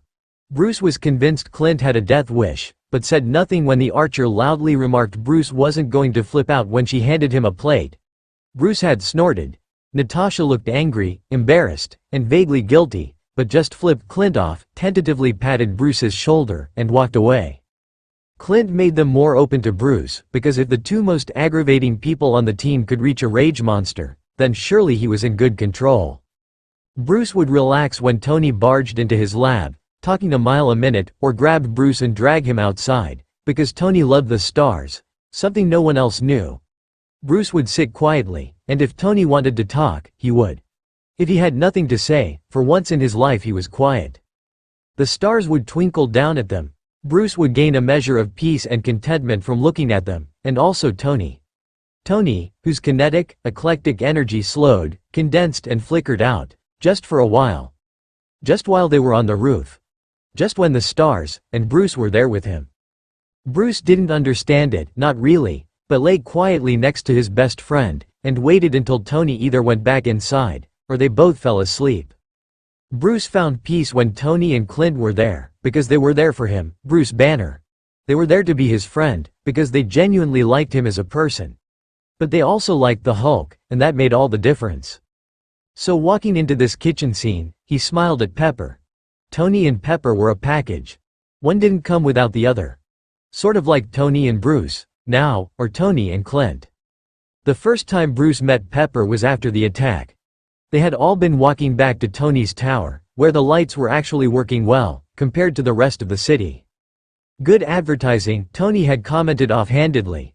They had filed silently upstairs, Clint and Natasha sticking close, Steve looking tired and walking next to an enthusiastic Thor. Bruce and Tony were walking together, but when they entered a common space, the sharp click of heels made everyone stop. Natasha grinned. And a woman looking formidable with red hair swept into the room. Her eyes traveled over them all, bloodshot and red though they were. They landed on Tony, and tears welled up again. Pepper. He had sounded delighted, and Bruce was looking between the two people. This woman obviously knew him.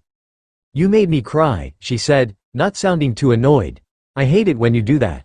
Tony looked sheepish.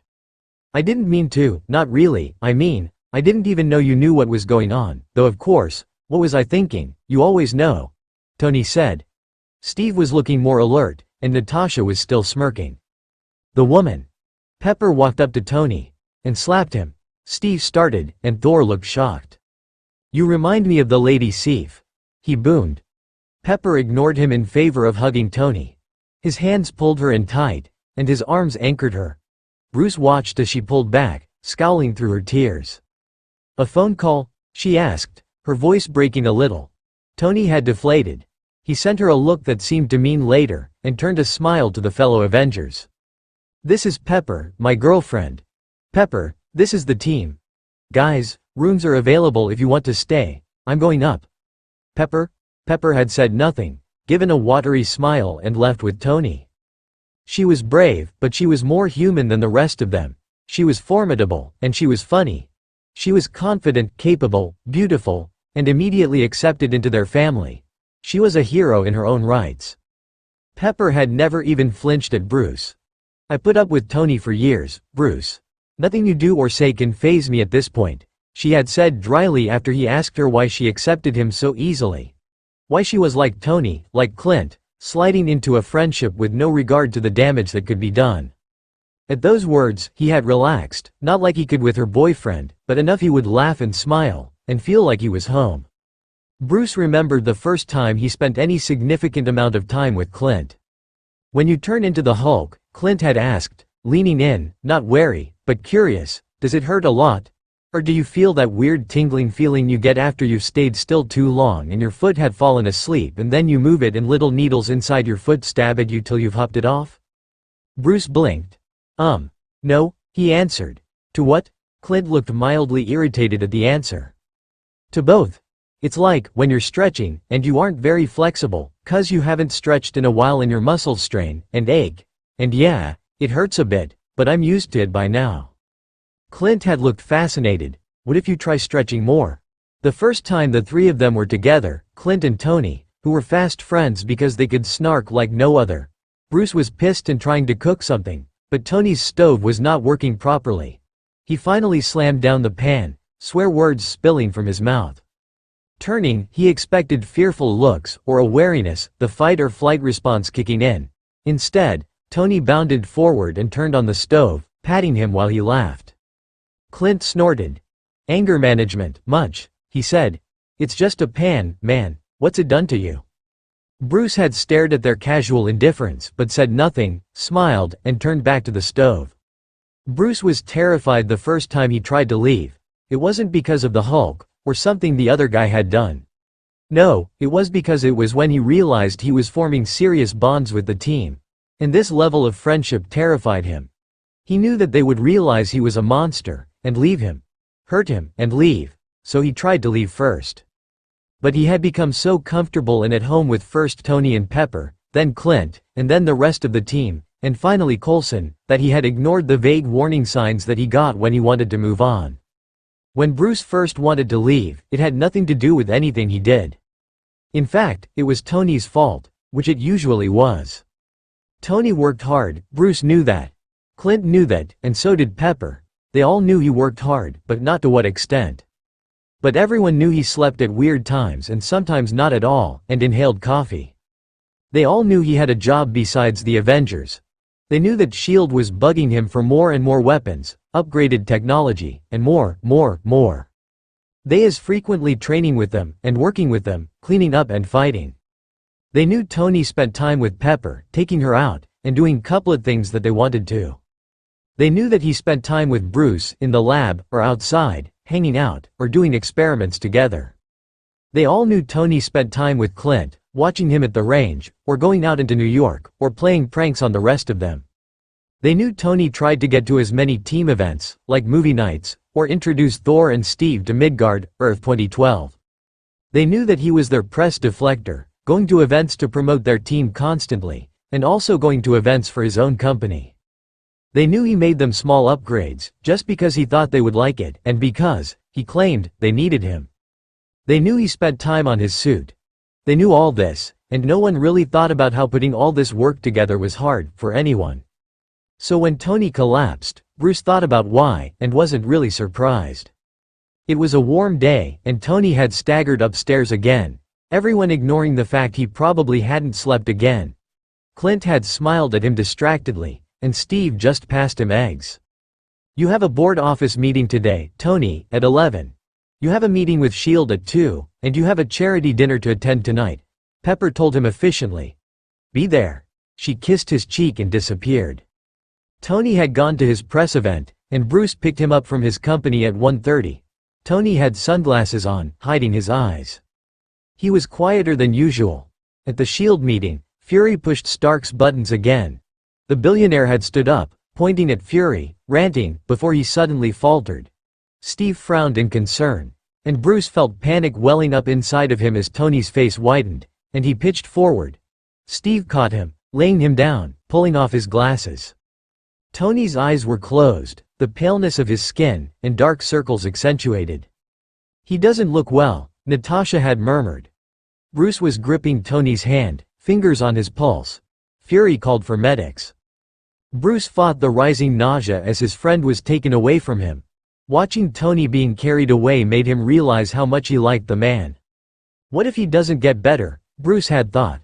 The horror of how close he was, how his life had been influenced, hit him. His breaths got shorter. He couldn't depend on other people. They had proven that they didn't like him, didn't stay around. Bruce couldn't stay, he had known that, and now he was attached. He would leave, he had decided, as soon as he knew how Tony was. Exhaustion, malnutrition, dehydration, accumulation of stress. The nurse rattled out what caused Tony's collapse. The team had gathered in Tony's room, 2 days after he had collapsed. Bruce had been there the whole time except to eat and shower. Pepper was in and out, dealing with press and business, but looking strained and pale. Clint was flitting around the hospital, looking uncomfortable, but staying and sitting with Tony, talking to him softly, and spending time with Bruce, but going home at night. Today, they were all there.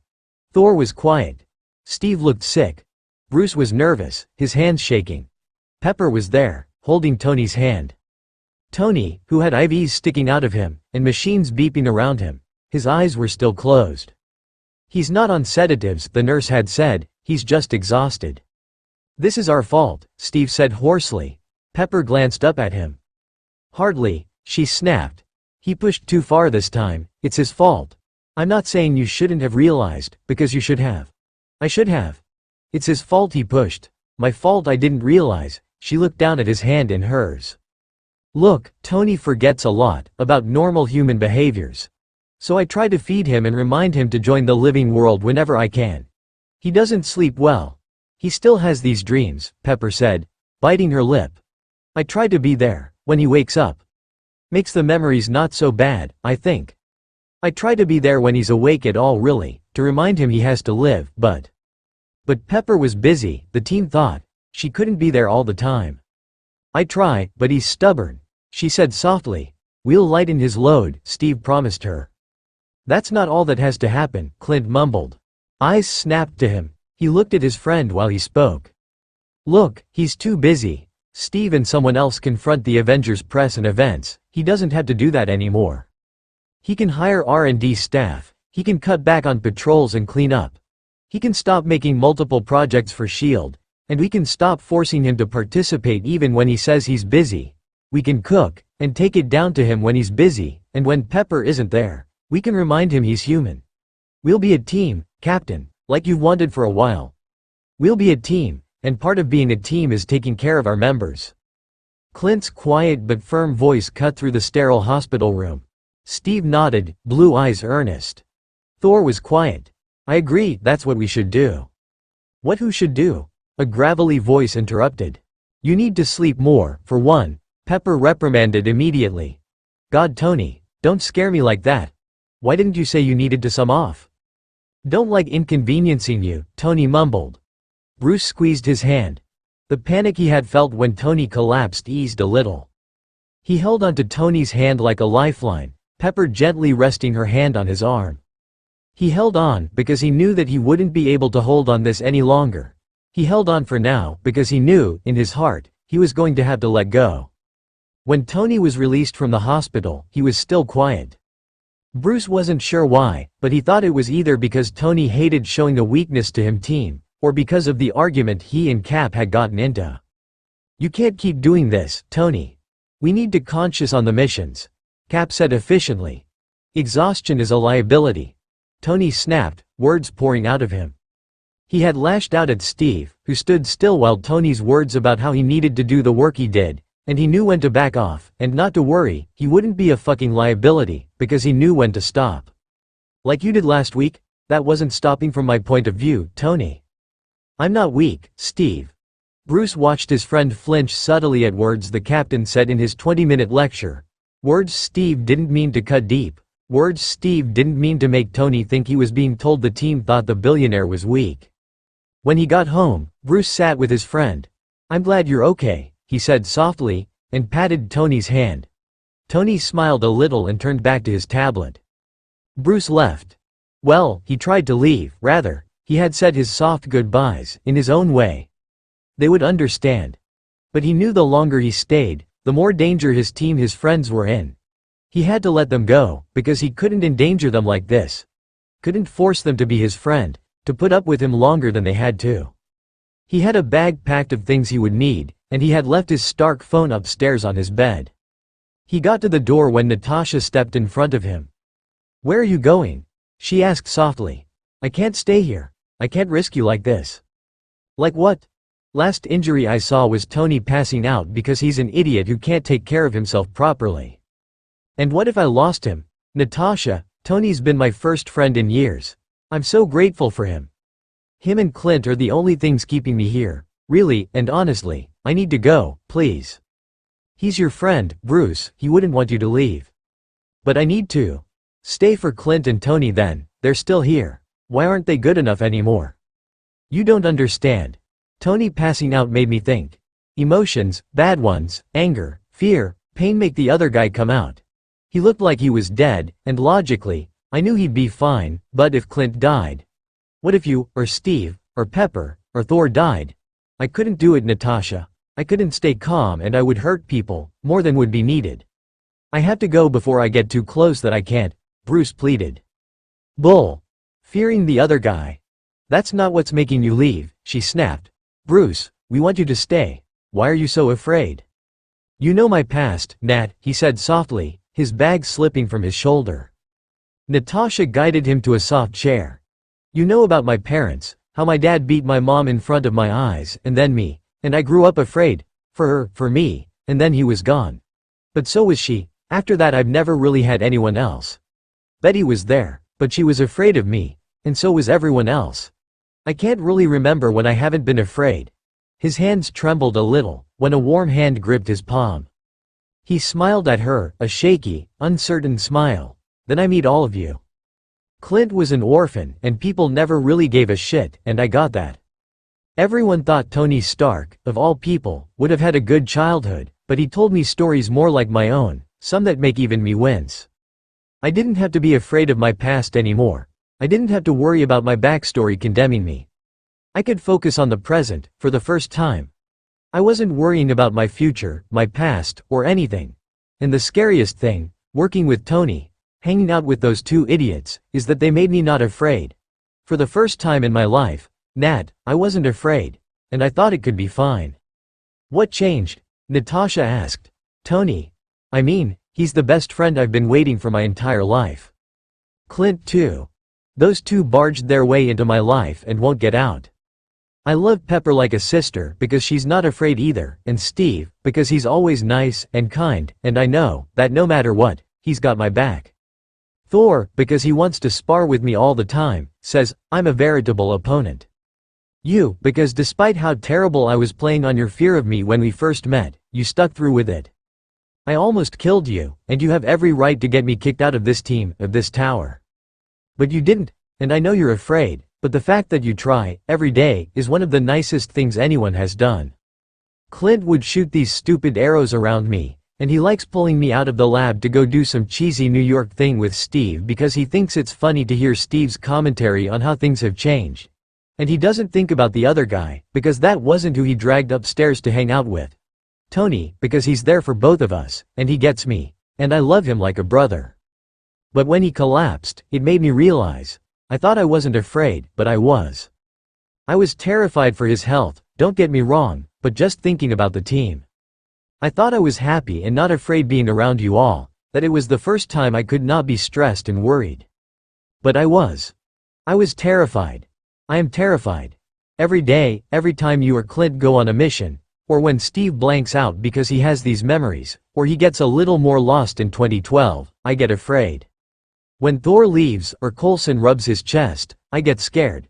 When Clint jumps off the roof because he thinks I'll catch him, or Tony pokes me, I'm thankful I have friends who trust me, but I'm afraid I'll let them down. When Tony has a nightmare, or drinks a little too much, I get reminded of how fragile this team is. We're different, we're superheroes. But we're fragile. In ways the enemy doesn't know. And you're afraid. Afraid for you. Afraid that the other guy will come out. Afraid for myself, for New York, for the team, for Clint, and for Tony. And I realized that I didn't understand I was afraid before, because before I was always stressed and unhappy. But I'm happy here. And that terrifies me. That you've all gotten under my skin, stopping me from leaving, It terrifies me that I might stay and then I can't save the world from myself. So I have to leave. Before Tony gets better and gives me that stupid, happy smile that he doesn't get enough. Or before Clint interrupts me to tell me a stupid joke that isn't funny. Before Steve gets that half-amused, half-confused look on his face. And before Thor challenges me to another duel. Before you let me choose the movie, or what food to eat because you're scared of me, but willing to stick around anyway. Before I'm convinced to stay, I have to leave. Bruce. This was great, Natasha. This team was a family I never had. You make me feel safe, happy and wanted. But I can't stay and hurt you. I can't stay if I'm this terrified of being grounded. Bruce, we need you, she said softly. Look. I think this is more words than you've ever said to me before, and I get that I'm not Clint or Tony and I don't know how to convince you. But here's the thing. I get you're scared of hurting us, and I get you're scared of having friends to worry about. But isn't that what friendship is? Being worried for the other people? Maybe we don't all want to admit it, but we'd all die for each other because somehow, we've all grown to care. And you have to accept that it might be a possibility that we die. And you have to accept that we could throw ourselves out on the line for you. Because as much as you're afraid of needing us, as much as you want to cut ties before we become too close that you can't, trust me on the fact that sometimes it's scary. Letting one of us go might be in your future. But this fear of being attached to someone is damn well not going to be the reason we lose someone on our team. But one day, I could kill one of you. And the worst thing in the world to happen after someone's death because of me, is losing all of your friendship because of that. The betrayal, the fear, the hate will come, and I don't think I could deal with that if I stayed. So I had to go. No, Natasha glared. We care about you, Bruce. You would never do that. Neither of you would. I get you're scared, but you can't leave. You're afraid of needing us, but we're all afraid of things too, Bruce. And we need you. So you can't leave. You're a friend. You're a part of the team. And all of us will fight as hard as we need to save you. Even if it's from yourself. She stood up and sighed. Bruce, I don't know what to say. Stay. Talk to Tony because for godforsaken reason you calm down around the man who literally lives to bother people. Talk to him, and if you still want to leave after that, then you have to tell him and Clint, because trust me when I say this, they would be devastated if you left. They would never stop trying to find you, and bring you home. She touched his cheek briefly, and left. His hand raised to touch his cheek when her hand had lingered, and only then did he realize his face was wet. The next day, Natasha smiled at Bruce, who gave a small smile back. He hugged her, and she didn't even tense, reaching to squeeze lightly back. Thanks, he whispered. She smiled. Bruce walked up to Clint and Tony, and asked to talk to them. They nodded, and disappeared in the direction of Tony's lab. If over the next few days, Tony followed Bruce with a doleful expression, Natasha said nothing, but smiled mysteriously. Bruce felt relaxed again. The terror of losing them subsiding.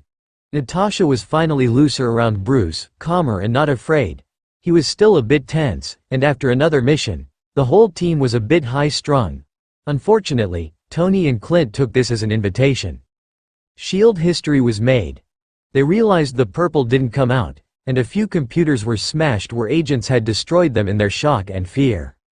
Of all the surprises, one of the biggest ones was when Steve laughed for about 5 minutes seeing a shocked Agent Hill with purple splashes in her hair. Some liquid dripping down her uniform, a suctioned arrow on her forehead, and her gun pointed at her computer which was blasting purple haze, with shocking graphics popping up over monitors all over the room.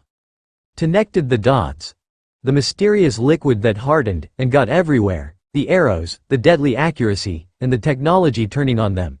Somehow, Clint and Tony got Bruce Banner helping them with their pranks. Fury was yelling for 10 minutes. It wasn't as intimidating with a purple hand-shaped blob over the side of his face without an eye patch, meaning he walked into a few things before getting the purple monstrosity off. Tony was shaking with silent laughter, and Clint wasn't even bothering to cover it up.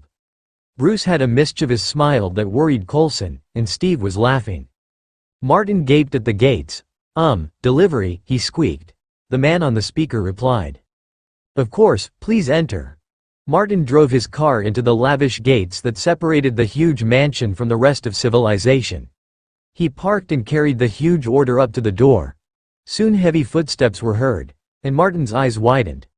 The door opened and he looked up, and the person in front of him, dressed in a shirt that read, "Bazinga," and flannel pants, the man was still intimidating. Long blonde hair and huge muscles, as well as a beaming smile. "Welcome, boy of deliveries," he boomed. "Please, enter our abode."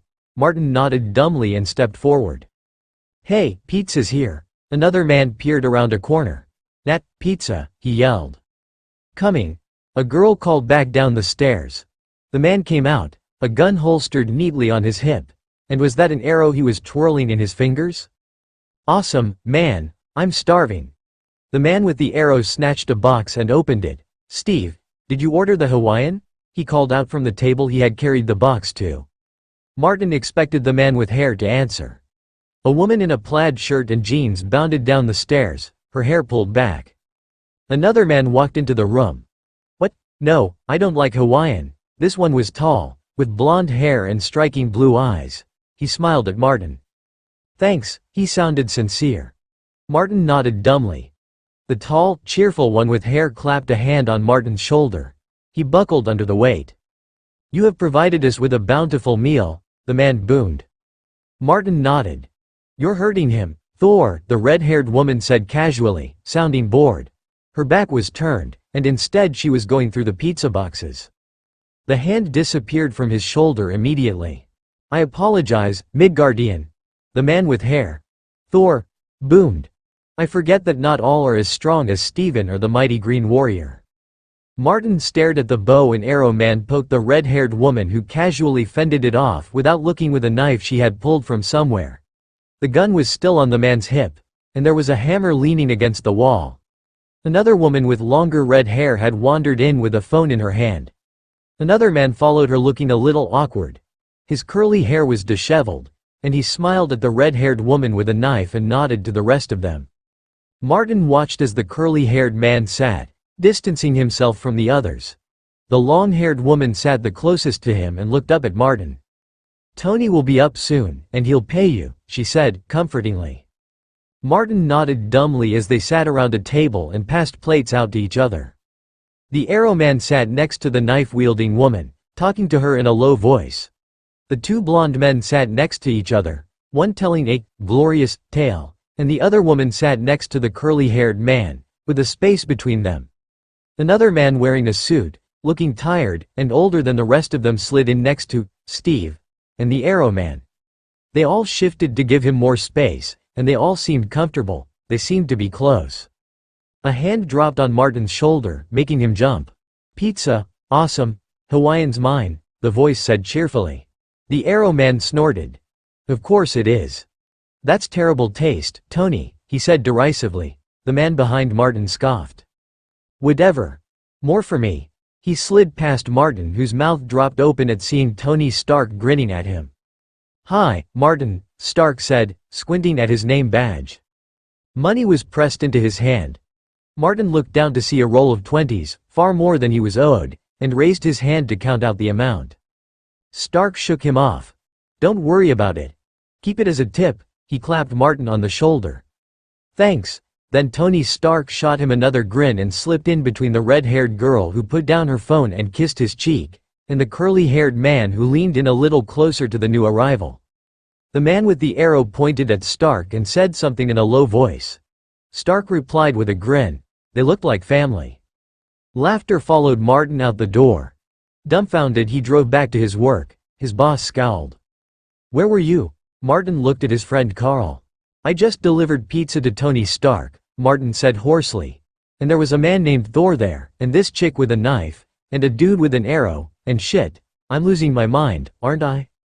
Carl said nothing, only pulled to tip, which was $400, out of his friend's pocket. "This isn't fake, man," Carl said solemnly. He grinned. "That's awesome.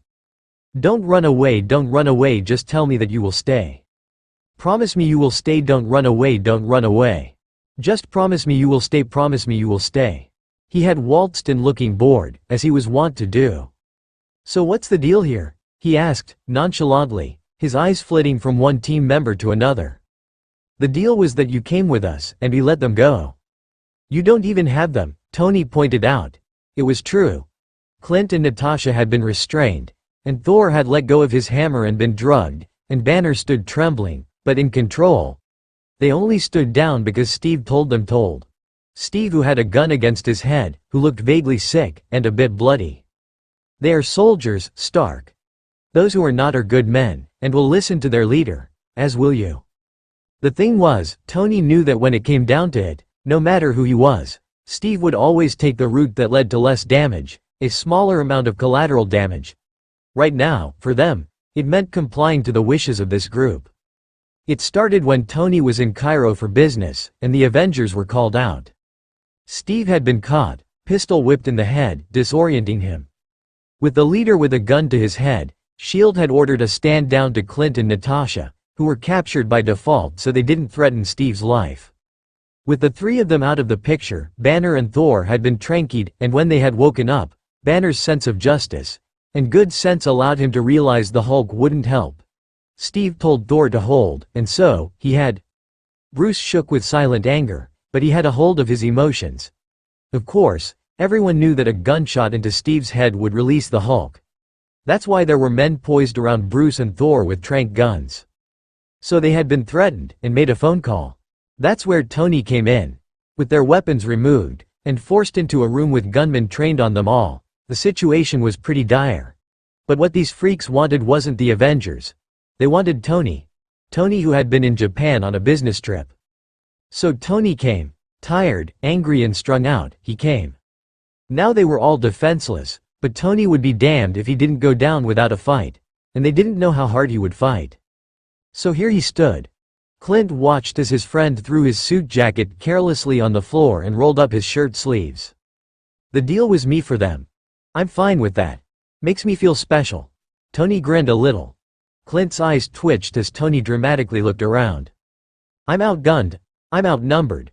I'm in an unfortunate situation because you have my team at your mercy. But you forgot a few things, Tony said conversationally. Shut up, Stark, the goon with his gun to a woozy Steve's head growled. Would you want me to shut up if when I do, a little girl named Anna, who's playing in her backyard with her mom Sarah suddenly was in this same situation? Tony asked. The man paled. You wouldn't do anything to her, he said, face white.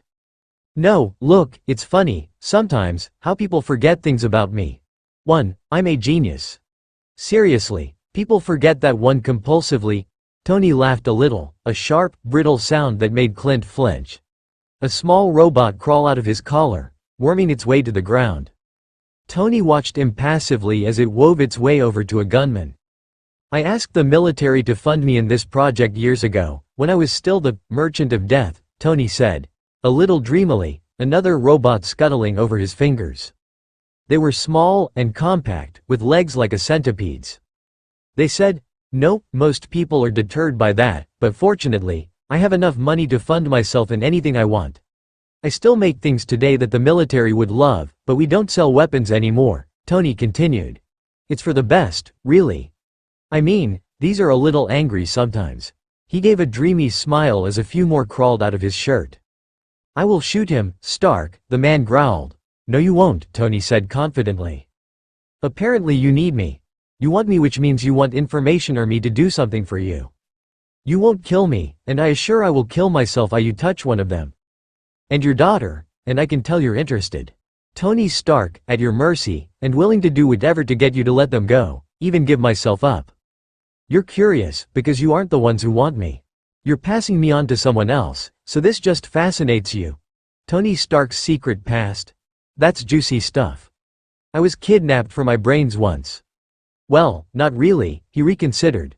They were going to kill and they just changed their mind. The point is, I need you to know, I don't really trust people, Tony said a little quieter, a little dangerously. Clint realized that as much as they all thought they knew Tony, there were depths to the man that none of them realized. I mean, I guess it started when my parents forgot me in another country and didn't realize it for a week.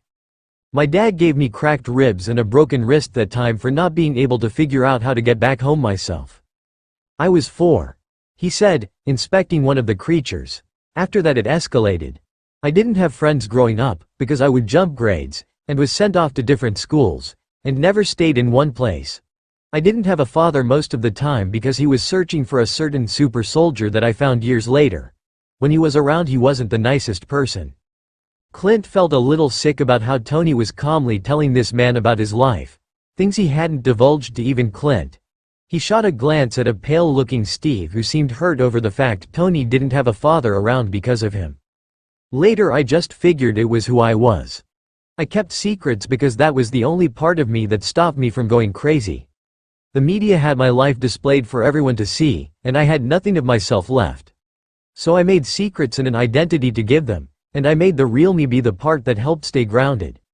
Problem was the real me was depressed and suicidal. Tony sauntered closer and held out a wrist. A strange, bitter smile twisted his lips. Scars are still there, he said, gesturing to his wrist. Clint's face was white, and Natasha was looking horrified, her normally impassive mask cracking. When I finally got the company, I got Pepper. A dreamy smile crossed his face when he thought about Pepper. I got to be happy for the first time in years, but then I had a company to run, and Obadiah was great, really. He was like the father I never had. So, I have to admit, it was a little hurtful when he hired a terrorist group to kill me, and then tried to kill Pepper when I came back. I had to kill the man I considered to be closer to me than my real father, you know. Rhodey stole my suit. I mean, I set it up that he would, because people are so predictable, but having your best friend betray you, even if you plan it hurts a bit, you know. Tony scuffed his shoe, his dark eyes flickered up. So what I'm getting at is I don't really trust people. There are so many people I trust with my life, he said quietly. Every day I go out I trust people with my life. That's not a big deal. There are precisely 4 people in the world I've ever trusted with my heart, he said a little quieter. Now you. Tony pointed grandly at the man standing in front of him, who swallowed. His grip on Steve slackened a little, and Clint grinned. You have the audacity, Tony snarled, to kidnap 2 of them. So I have trust issues, I'm suicidal, and I have more issues with family that Oprah has followers. He smiled a little maniacally. But the thing is people forget things about me a lot. For example, I killed people. A lot of them, indirectly, with my weapons before I was Iron Man. People know that and hate me for it. Fine, whatever. So the world thinks I was a bad person then. Well, they're idiots. I built a suit and killed people directly with the suit. And suddenly I'm Aniston by blowing up a terrorist cell, which had a hell of a lot of people in it. I come home, and the first thing I do is kill a bunch of people in a town. And blow up my old weapons which took out a fair number of people with them. Second thing I do is kill a father figure in my life. So I kill more people knowingly now than I did before and people love me for it. He grins a little. Before, I was the merchant of death, and now I'm a hero. I'm a hero because I killed a lot of people. People think that I'm sensitive to death or whatever. That's not it. I've killed without abandon. I killed my first person when I was young. Took self-defense classes. Someone tried to hurt me so I stabbed them to death with a screwdriver. Tony gestures to his teammates. They stood down because they are good soldiers. Bruce doesn't Hulk out because he's a good man. Tony's grin goes gleeful, and Clint sees his rock forward on the balls of his feet. They stand down, but what the hell made you think I was a soldier? I have problems with people in authority. And I know for a fact that I sure as hell am not a good person. What's stopping me from killing you? You can't, the man looked a little nervous. Tony's eyebrows shot up. He pulled out a gun and pointed it at the man. His hand was steady. Bad idea, the man said. You can't shoot, you'd hit Captain America here. Clint felt a cold chill creeping over him at Tony's next words. Another misconception. I didn't become a weapons manufacturer by not knowing my way around weapons. I didn't spend hours at a shooting range when I was young to watch other people. I did it to learn how to shoot, and sometimes, envision people I hated stood in front of me. I didn't learn martial arts and karate because I needed something to get me away from my father. I did it because I would get beat up if I couldn't defend myself. And Iron Man doesn't fucking shoot itself. I aim to kill every time I go out with the Avengers. Tony exploded. That's not the point though. He gestured to the robots scuttling on the ground. Your guards didn't see these little buddies scale the walls behind them. They also got through because I killed them. Your guards, that is. Tony looked at him mockingly. Want to know what these babies really do? He smiled dreamily again. They're really beautiful. Clint watched as his friend made a small gesture with his hand, sending the robots up the legs of gunmen. His smile was frightening. They eat you. Stark sounded eerily calm while Clint started. From the inside out, Stark gave a short laugh. I took an anatomy class in MIT, because I was bored. I know what nerves attack to get the most pain from an attack, and I know how to kill someone slowly and painfully from the inside out. But I also know how to program these lovelies to only attack my enemies. Like this, he said brightly. A robot plunged down the mouth of a gunman. His gun clattered to the ground. His knees hit, his hands flying up, eyes huge with pain. Even Natasha flinched at the scream that followed. Thor's eyes were round, watching the man cough up blood, watching the man writhe in agony, screams tearing out of him. A gunshot cut through the horrified tension, getting the man in the middle of his forehead. The screams had been cut off so suddenly that the silence that followed was almost overwhelming. Like them? They also restrained people. Pain without death. Tony looked thrilled as the robots took down the other hired guns in the room with screams and shrieks cutting through the air. They laid moaning on the ground. Only a few remained standing. I understand that you were the bosses in this, Tony said softly. Dark eyes flicked up, and I understand that you underestimated me. I told you a lot about my life up to now. Shall I tell you something else? S.H.I.E.L.D's on its way here. All your other guards have been removed from the picture currently, and they will enter shortly and take everyone into custody. He looked a little thoughtful. I don't think I've ever talked to anyone and distracted them enough that they forget they have a job to do and also forget that I would be stupid to come without reinforcements. Two guards dragged themselves into the hallway, but Tony ignored them. The robots scuttled to the now guardless Avengers. Clint flinched as one crawled over his arm, but it just inserted a claw and unlocked the handcuffs. Natasha and Clint struggled to their feet. Tony passed them his guns. Tony was standing impassively in the middle of the room as S.H.I.E.L.D. personnel swarmed the room. Dark eyes flicked up to Clint's for a minute before they blinked, and suddenly they saw a mask slide over Tony's face. Coulson strode in right to Tony, who now looked a bit sick, his face pale. But Clint saw the knowing glint in his eyes. The robots had somehow scrambled back up into Tony's shirt. Your robots were told to stand down, Tony. I stalled for as long as I could. Phil, I was running out of stories, and they were threatening Steve, and I didn't know what to do. Tony seemed like he was panicking a little, a bit like a billionaire philanthropist would if he was pushed into a frightening situation. Agent, Tony said, sounding shocked. Your two assassins seriously freaked me out. They got out of their cuffs and took down everyone here. He sounded genuinely freaked out, and suddenly, Clint was pinned with two pairs of eyes. Is that true, Romanoff, Barton? Coulson asked. Steve was watching Tony, who was in turn sending a piercing stare at Clint. Neither confirmed nor denied, sir, Clint said, grinning at Tony. The same Tony who murdered almost everyone here in cold blood for him and Bruce. And damn if that didn't make someone feel special. They were all pulled apart, separated and questioned. Tony had known that the story he told the agents initially wouldn't hold, and he was correct. But at least he had a few hours. A few hours where he spent in Fury's office. That story you told to Coulson was bull, Fury said bluntly. We have the recording from the comm in your shirt. Yes. Tony replied. But I need you to understand that everything I said in there wasn't true. All fabricated to stall for you to get there. I knew that the guards would be slowly disabled. That was the plan, wasn't it, sir? To stall until you could extract? Brown eyes mocked Fury. Damn it, Tony. The plan wasn't to kill most of them, Tony shrugged. You let me in, you knew there would be collateral. Fury looked at him wearily. I sure don't, and I know they won't believe you saying that you made up all that shit. That was real, Tony, and I heard the recording.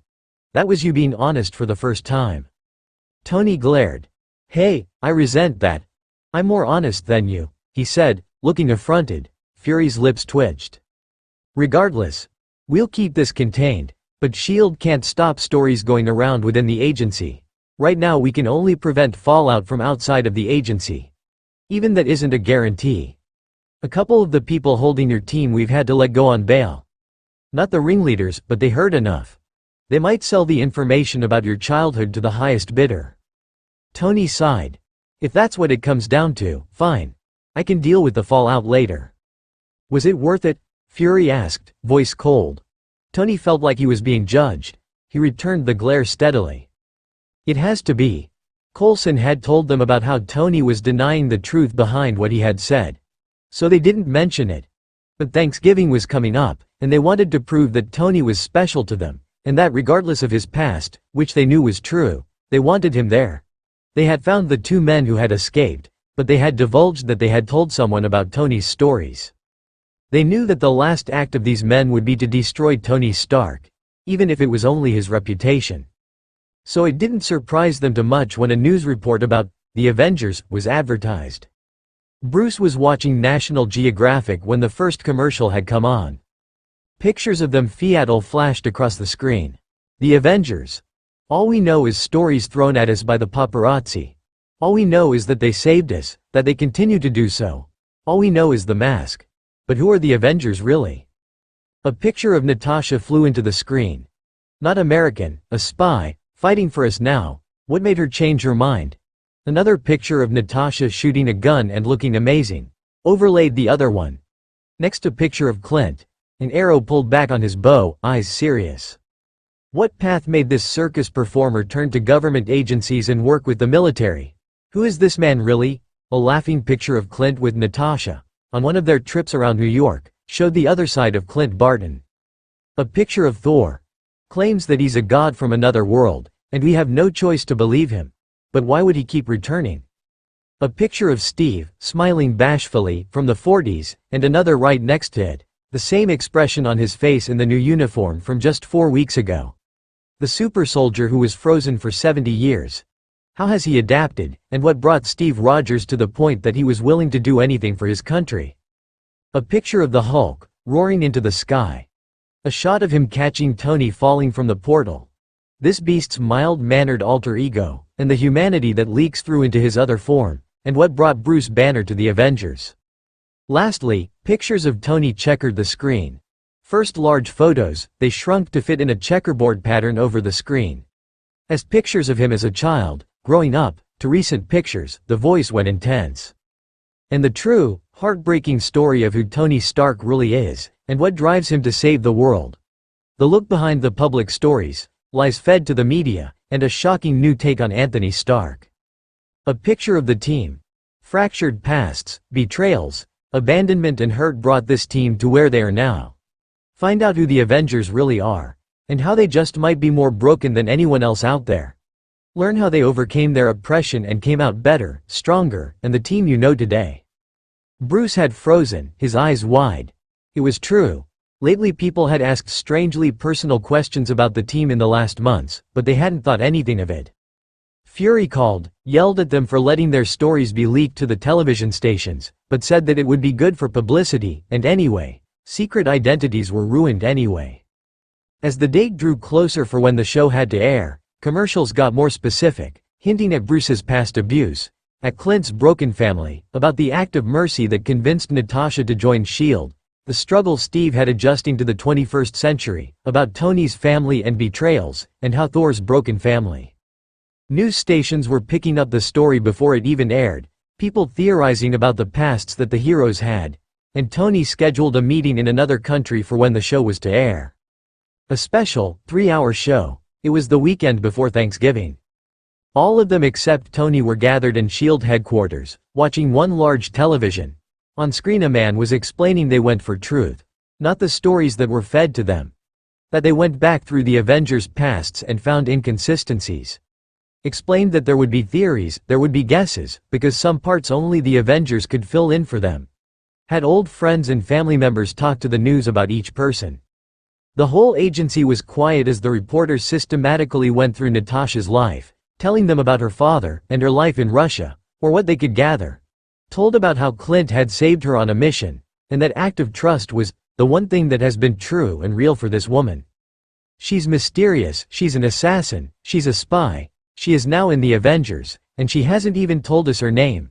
This woman is Natasha Romanoff. She has a past drenched in blood, and she is a good person. The segment on Natasha finished abruptly. One tailored eyebrow was raised after her story was spilled, and a commercial played loudly throughout the room. How did they access that information? She asked icily. Coulson shrugged. Records, past missions, people you worked with, connections to government, I don't know. When the section about Clint's circus past, his brother, and their orphanage started, Clint shifted a bit closer to Natasha. His eyes were shadowed. Although he was a killer just like his best friend, a picture of Clint and Natasha arm in arm talking to each other flashed across the screen. He fights for us now. Both of these people took orders and followed them. They both have tragic pasts, hurts and a distinct lack of trust. But they both fight for a good cause and it is something respectful. Both Clint Barton and Natasha fight on the team as simple humans. No armor, no godly strength, no super soldier serum. They are skilled, highly dangerous individuals. They are good people. The report was taking the spin that although the Avengers had done terrible things, they had redeemed themselves. Yet, they were still bringing out painful subject for everyone involved. Another problem was that it was in fact the truth. Out there for the whole world to know. When the segment with Bruce came on, it was longer than the other two. People who worked with him at the university spoke about Bruce, and old neighbors did as well. They explained how Bruce's father killed his mother, how Bruce had opportunity and means to kill his father, how he was abused, and how he made a life for himself. They even talked about Betty Ross and General Ross, showing the heartbreaking story about how they desperately tried to stay together when they were being torn apart. Showed how Bruce moved on, but never forgot her. It showed Tony and Bruce prominently towards the end. How Tony Stark was seen out most with his science bro, and the easy camaraderie they have. The people speculated on the wisdom of having such a volatile man near Bruce, but they wrote off the concern saying that Tony was different with Bruce, tried to get him to stay instead of driving him away. Also, the Hulk saved Iron Man. That's a sign of affection if I ever saw one, the man on the TV said with a wink. They showed how Bruce was a good person, and they ever proved that the Hulk was doing more good than he ever did bad. It was touching, and it was shockingly different from the media stories before. This station was supporting the Hulk, and that was comforting. Thor's section was mostly about the feud between Loki and Thor and Jane Foster and the incidents in New Mexico. About how the god functioned astonishingly well in a different world. When Steve's picture cropped up, the first thing that was said was a cheerful, the man out of time, a leader, a soldier, and fitting in not nearly as well as we imagined. But they showed the inspirational story of Steve's past, showed sickly pictures of him, and clips of the serum injection. They touched briefly on the strangeness Steve must have felt knowing Howard and now being friends with Tony. They showed his promotional tours videos, and pictures of his trading cards. Clips of fans and of Steve's documented life were thoroughly explored. Modern pictures gave them room to explain that although he was understanding this world, it must be hard to leave behind everything he'd ever known. They touched on his life then and now, and even suggested that Steve wasn't as pure as everyone thought. He's a soldier, he's been exposed to bad things. He wanted to fight in the war so badly he let an untested substance be injected into him. I'm not saying Steve Rogers is a bad person, no, in fact, I've met him. He's genuinely one of the greatest people I've ever met. I'm just thinking he isn't as innocent as people seem to think. An inside source on the early tension between Steve and Tony was talked about, explaining the argument they had, their jabs at each other.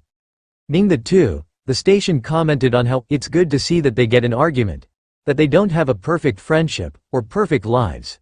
It's good to see that they aren't perfect, because that means they're only human. We can relate to them now. With Tony's section, the mood set by Steve's story, a pure, good vibe was promptly shattered. The first thing showed was a picture of a little boy grinning at the camera. We were told about a happy family, a genius boy, and proud parents. But that's probably the opposite of the Stark situation. A friend came on and explained how she had sat through Maria's rants after the media found out she was pregnant. Maria would say to me, "I wish no one knew. Now we can't have an abortion. The stock prices would dip." I thought it was the saddest thing. Those two had a child so their stock prices would be good. The report explained that Howard and Maria didn't care for the child, except in public. Explained that Howard left to try to find Steve, and became depressed and angry when he couldn't. The child always had bruises on him, a friend of the family's was explaining. He would do his best to make his parents proud. He made his mother a robotic dog when he was 4, trying to make her less lonely. She smiled a little and then ignored it. Howard told Tony why it was a terrible creature.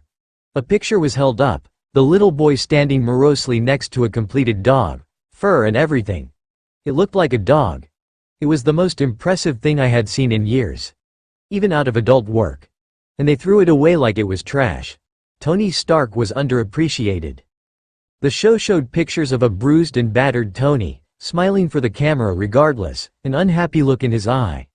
A psychologist was brought in to explain how she thought that his behaviors made sense for someone neglected, and emotionally, physically and sexually abused. Obviously we can't prove anything, she said, but Howard Stark had a child for the stock market, and we have heard rumors that he sold his child's body for the stock market as well. Pictures of Tony with awards flashed across the screen.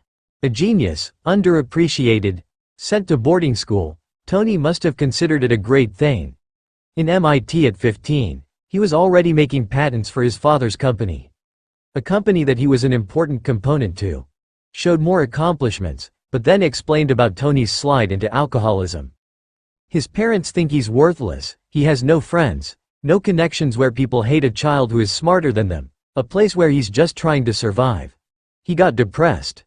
Went drinking, partying. His first recorded suicide attempt was jumping from a roof at MIT. A picture of a bloodied Tony being loaded onto a stretcher.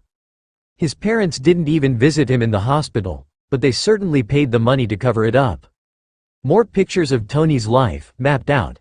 Videos of him, brown eyes dark and hateful, smile planted on his face, drink in his hand. More stories of suicide attempts. The story of his parents' deaths. How Tony then made himself an image and a reputation. We have good reason to believe that what we are told about Tony Stark, approximately half isn't true. What he says about himself has never been a lie, but what the press says has not always been 100% honest. Even if they were just mislead. A girl, pretty, was sitting, explaining how Tony took her back to his rooms, his house, wherever he was at the time, and paid her to tell people they slept together. He took me back to his room. As soon as the door closed he closed off completely. Asked how much I wanted to tell people we had slept together and that it was good. You name a price, he gave it without hesitation. It was weird. I didn't know people could make money from not sleeping with someone. He gave me things to do, new technology to try, and worked the rest of the night. Of course, he isn't an innocent either. But these revelations make us wonder if Tony Stark is a much better person than people think he is. Showed him on his rise to power, taking over the company, still winning awards, making weapons, changing the world, and making it his. Showed pictures of him golfing with the presidents, shaking hands with the major political players, charming people at parties. Showed him at the prime of his previous career. Showed pictures of Tony, clean-shaven with short hair, and his friend Rhodey, crouching next to boy from Kenya. They had shovels in their hand. The reporter mentioned how Tony took time and built wells and schools with roads, generously giving his money and time to those less fortunate. They showed the impact Tony had on charities, and rebuilding the city. The dollars Tony spent on charities alone was obscene. And that was just confirmed. It was suspected he gave to more than the confirmed organizations. Philanthropist indeed. The show outlined how Tony had been giving since he was 15, slipping money discreetly where his father wouldn't notice, spending big to hide his tracks of giving to the poor, so Howard couldn't disapprove of something he didn't know about. Then the mood shifted again to the long 3 months when he was missing. Even had the clip of Tony being sat in front of a camera, speaking to Obadiah Stane. Showed brief, soundless clips of Tony being tortured, of the surgery. Grainy images said to be recovered from the actual cave he was held in. Photos of him laying silent, still, blood covering his chest. A doctor, working to save him. Pictures never seen before. Showed X-rays of Tony, from before Afghanistan, normal bone structure, and after, where a gaping hole was cut through his ribs, and how the reactor settled in. It even showed shrapnel suspended in his body. The show went on to show how they dug up the lie of the accident surrounding Obadiah's death, and what really happened. They sympathized with him for the betrayal of someone so close. They said how after all these troubles Tony had suffered, they were astonished that he was willing to let a team in his house, near him at all. Badly injured, tortured, fighting for his life, he made the most advanced piece of weaponry ever. He fights for us, and I don't think calling himself obsessed is fair. He flew a nuclear bomb into space for the people of New York. People who don't even support him. He's a genius and a billionaire. He had a mask and facade that we see. It makes us wonder who Tony Stark really is. Makes us wonder what we don't know, wonder why he's done the things he's done. What drives Tony Stark? I don't know if we'll ever know. I don't know if he'll ever be comfortable putting his true self out for the public to see. Tony has had his body and soul abused and tortured and manipulated enough that I doubt he will trust anyone anymore. Not completely. Not with everything he has, and with his life being on display for everyone to see, he certainly can't afford to let us know all his secrets. But despite all this, we have evidence that the Maria Stark Foundation donates almost $500 million yearly to improving our world. Stark funds many other programs, and he's even personally traveled with his friend to volunteer in third world countries, building wells, schools and houses. So Tony Stark? He is undoubtedly a good man. Now we just have to get you and him to see it. Clint Barton, Natasha Romanoff, Steve Rogers, Thor Odinson, Tony Stark, Bruce Banner. All with broken pasts. All with a future of no rest, a future with risk. A future where they put their life on the line for us.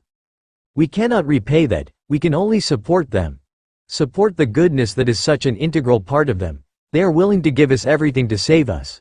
They all have hurts, and betrayals. Angst, and a past no one would want. Let us never say they are no heroes. Let us never say they are weak. No one who is weak would be able to have lived their lives and survived. Let us pay them out respect, and give them our thanks. Let us understand the truth behind who the Avengers truly are. A picture ed across the screen before it went dark. Bruce's hands were clutched tight in his lap. How is it, Fury said from behind them, that news crews dug up this much information on the lives of my team? He glared at them before turning and leaving, a tense silence left behind him. Will you love me? Oh, everybody's got a dark side. Do you love me? Can you love mine? Nobody's a picture perfect, but we're worth it. You know that we're worth it. Will you love me, even with my dark side? The media fallout was disastrous. They were followed by reports shoving microphones into their faces and asking questions about the news. How did they deal? How did they adjust? What got them through? Bruce and Pepper called Tony constantly, until he was scheduled to fly home. They watched the live news of him looking tired and pale, sunglasses stuck on his face, shoving his way through the crowd of reporters, not saying anything. When Bruce turned off the TV, he was surprised by Steve sitting next to him. I was wrong about him, wasn't I? He asked. Pepper gave him a small smile. Tony keeps things close. Quiet, it's not your fault. Bruce watched silently as Tony was welcomed home by a team who gave him space to go up to Pepper. She apologized. I'm sorry. I don't know where they got the pictures, or the information, Tony shrugged. Not your fault, probably was going to happen sooner or later. She looked at him a little strangely, and they had disappeared. That night Bruce wandered up to the roof where Tony was lying on his back. He was staring at the stars. I'm sorry that your story was outed to the world, Tony said softly. Bruce shrugged. Yours was worse, he said matter-of-factly. I don't think there is a worse, Bruce, just bad or not bad. They're both bad. I told Clint to come up, by the way. Bruce nodded, settling next to his friend. They stayed silent until Clint arrived. He glanced at them and settled down too. I worry, sometimes. Tony broke the silence. What they said on the news, it was all true. That's fine. But you know the messed up part? I saw it in my hotel, and I didn't care that the rest of the world suddenly knew most of the things about me. I cared what this team thought. What Pepper and Rhodey would do. And that's terrifying. I've never been actually dependent on other people before. Clint stayed silent. Bruce didn't. Don't be stupid, Tony. We wouldn't leave you because we learned about your past. But that's the thing, I thought you might.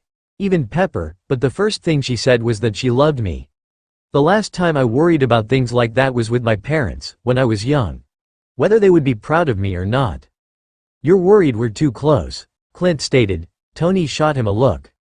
Like family, the billionaire agreed. And that's the worst. I never wanted a family again. My first one let me down. It scares me. How close you all have gotten in such a short amount of time. You're my friend, Bruce said a little viciously. Tony, you're the only thing keeping me here. Tony shot up, his eyes wide. Bruce, you love life here. You like this team, your lab, the people, being able to be free again, of course you wouldn't leave. I love the life I have here, because you're here. If you weren't here, Tony, I wouldn't be. I would call Clint, probably, check in with him, but out of everyone, you're my best friend. And I get what you're saying, Bruce kept saying, his voice unsteady. Because it scares me. How close you've gotten. How I'm staying here because of you. Clint and Pepper too, but mostly you. His eyes were moist. I would be gone, Tony, if you and Clint weren't friends like you are. They didn't say much of anything for a while after that, Tony resting his head on Bruce's shoulder, staring at the stars. Clint lay quietly, his ankles over Tony's, arms behind his head. He felt warm that they invited him up to their roof hangout, which they'd never done before.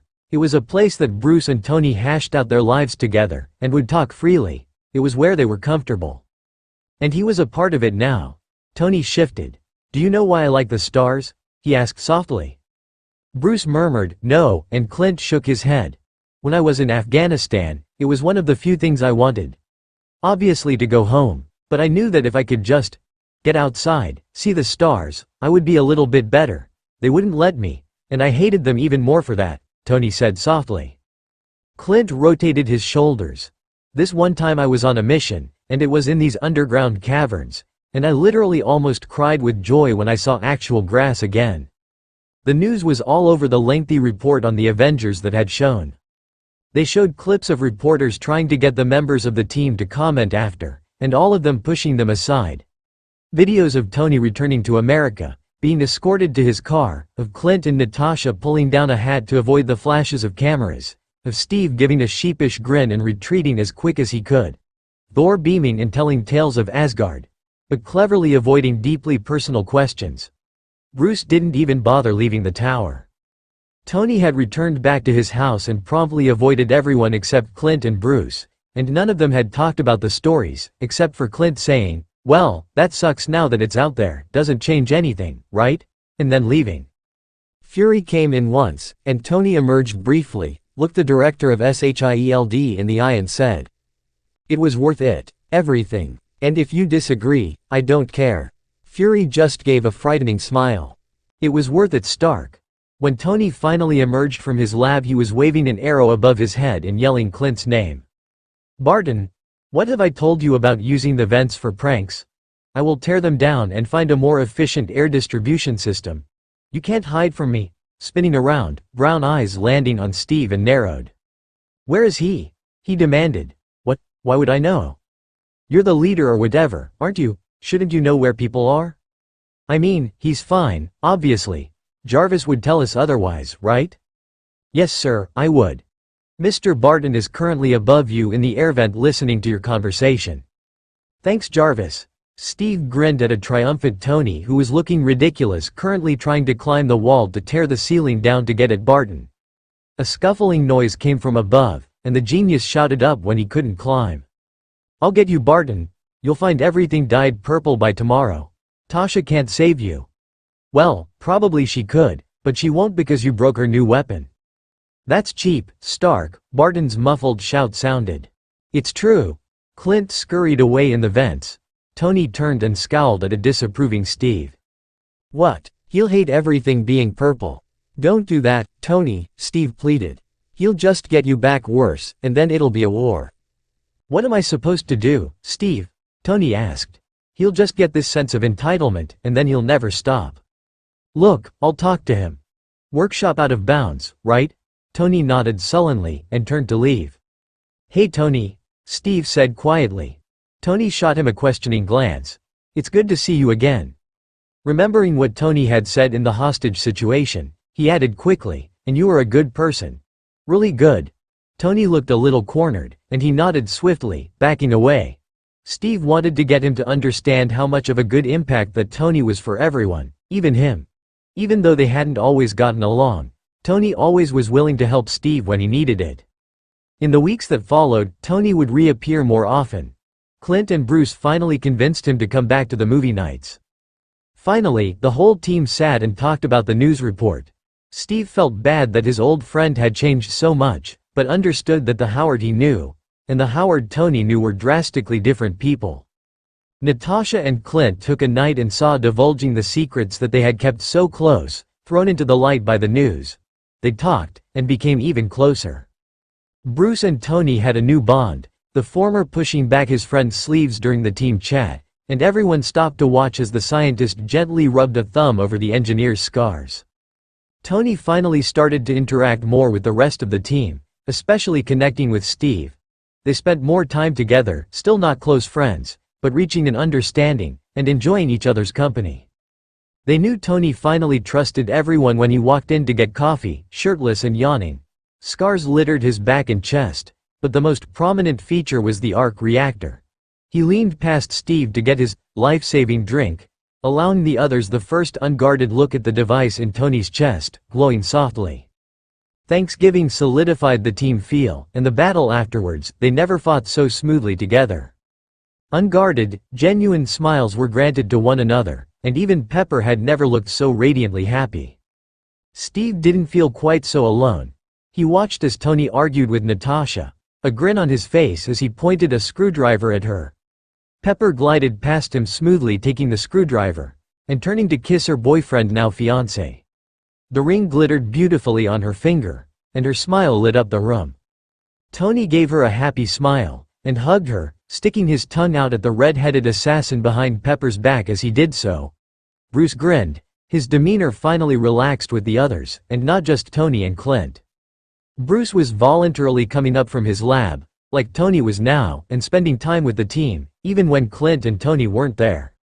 Steve was welcome to the labs now, and the archery range. Jane Foster and Darcy moved in, Darcy's infectious enthusiasm a little overwhelming, and Jane's shy stability a relief. Finally, Steve thought, grinning at his team. No, his family's antics, and they grinned back at him. Finally, I have a home again. Clarissa breathed in the coffee smell from her regular corner in the coffee shop. She turned the page quietly in her newspaper, and watched as her friend Melina cleaned a little while there was a lack of costumers. How's the break, doll? Melina called back. Clarissa grinned and waved to her cheerily. Her response was cut off as people trudged into the shop. I swear, this is the best place for miles, one man was saying, gesticulating wildly. His brown hair was short, and his t-shirt didn't cover his truly excellent arms. A grin was on his face, and he looked like he was having a great time. The woman at his side snorted, and elbowed him swiftly. He grunted in pain. Tash, she smiled, a look Clarissa didn't think she must wear often. Her hard eyes softened and her lips twitched up. A mild-looking man pushed his glasses up and shrugged. He practically lives on coffee, and he knows what Tony likes. I trust him. His curly hair and soft voice made him look warm and soft. Melina was watching them curiously. He knows what I like. Well, good. He knows I like coffee to drink, not to have spilled all over me, Rogers. Hey, it wasn't my fault. Darcy pushed me. The gorgeous blonde one protested to the good-looking dark-haired man. The girl by their side scowled. Look man, I was trying to avoid the two lovebirds, she said matter-of-factly. This was the best outcome. The tall beautiful man by her side looked sheepish, while the small dark-haired beauty by his side blushed. I'm sorry, Tony, Steve, we weren't watching, she said apologetically.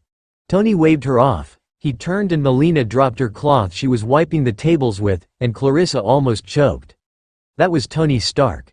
And that meant this was the Avengers, in her coffee shop. The first man stepped forward to the counter where Melina stood now, recovering. Hi, he said, charmingly. Hey, she choked back. So, my friend Tony here spilled his last batch of coffee because he's an idiot and didn't buy more. Hey, Tash drank mine. I was thirsty. Natasha Romanoff scowled. Tony grinned, but Clarissa thought she would give the lady anything she wanted under that glare. I needed to live, Tasha, verily, the man of iron is surprisingly dopey. Thor. I taught you that word to use when Steve was thinking about Peggy or something, not on me, and I'm not dopey. I don't look dopey ever, Steve protested. You give a hurt puppy vibe, Stark snarked at him. The soldier looked mildly confused but didn't protest.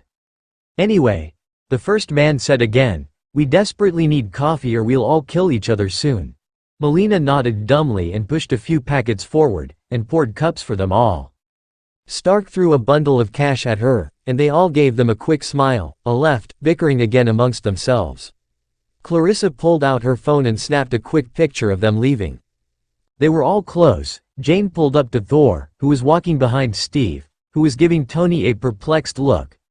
Tony was sidled up next to Bruce, and reaching for the quiet redhead who had been waiting for them outside.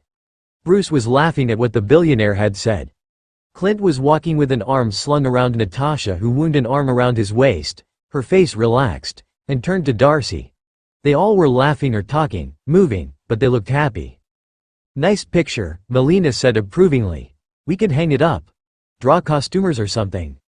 "They don't look anything like themselves," Clarissa argued. It was true. None of them were wearing anything like their uniforms, or even clean, expensive clothes.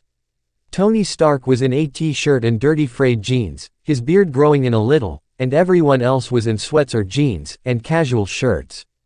"That's why it's perfect," Melina said. "Because they aren't perfect. And they know it, and push themselves to be better anyway. We'll use the picture. It's a good one, relatable and good. They aren't picture perfect, Clarissa, maybe. They aren't styled perfectly, or looking their best, but they're here, and they're in it for us all the way. They're what we need."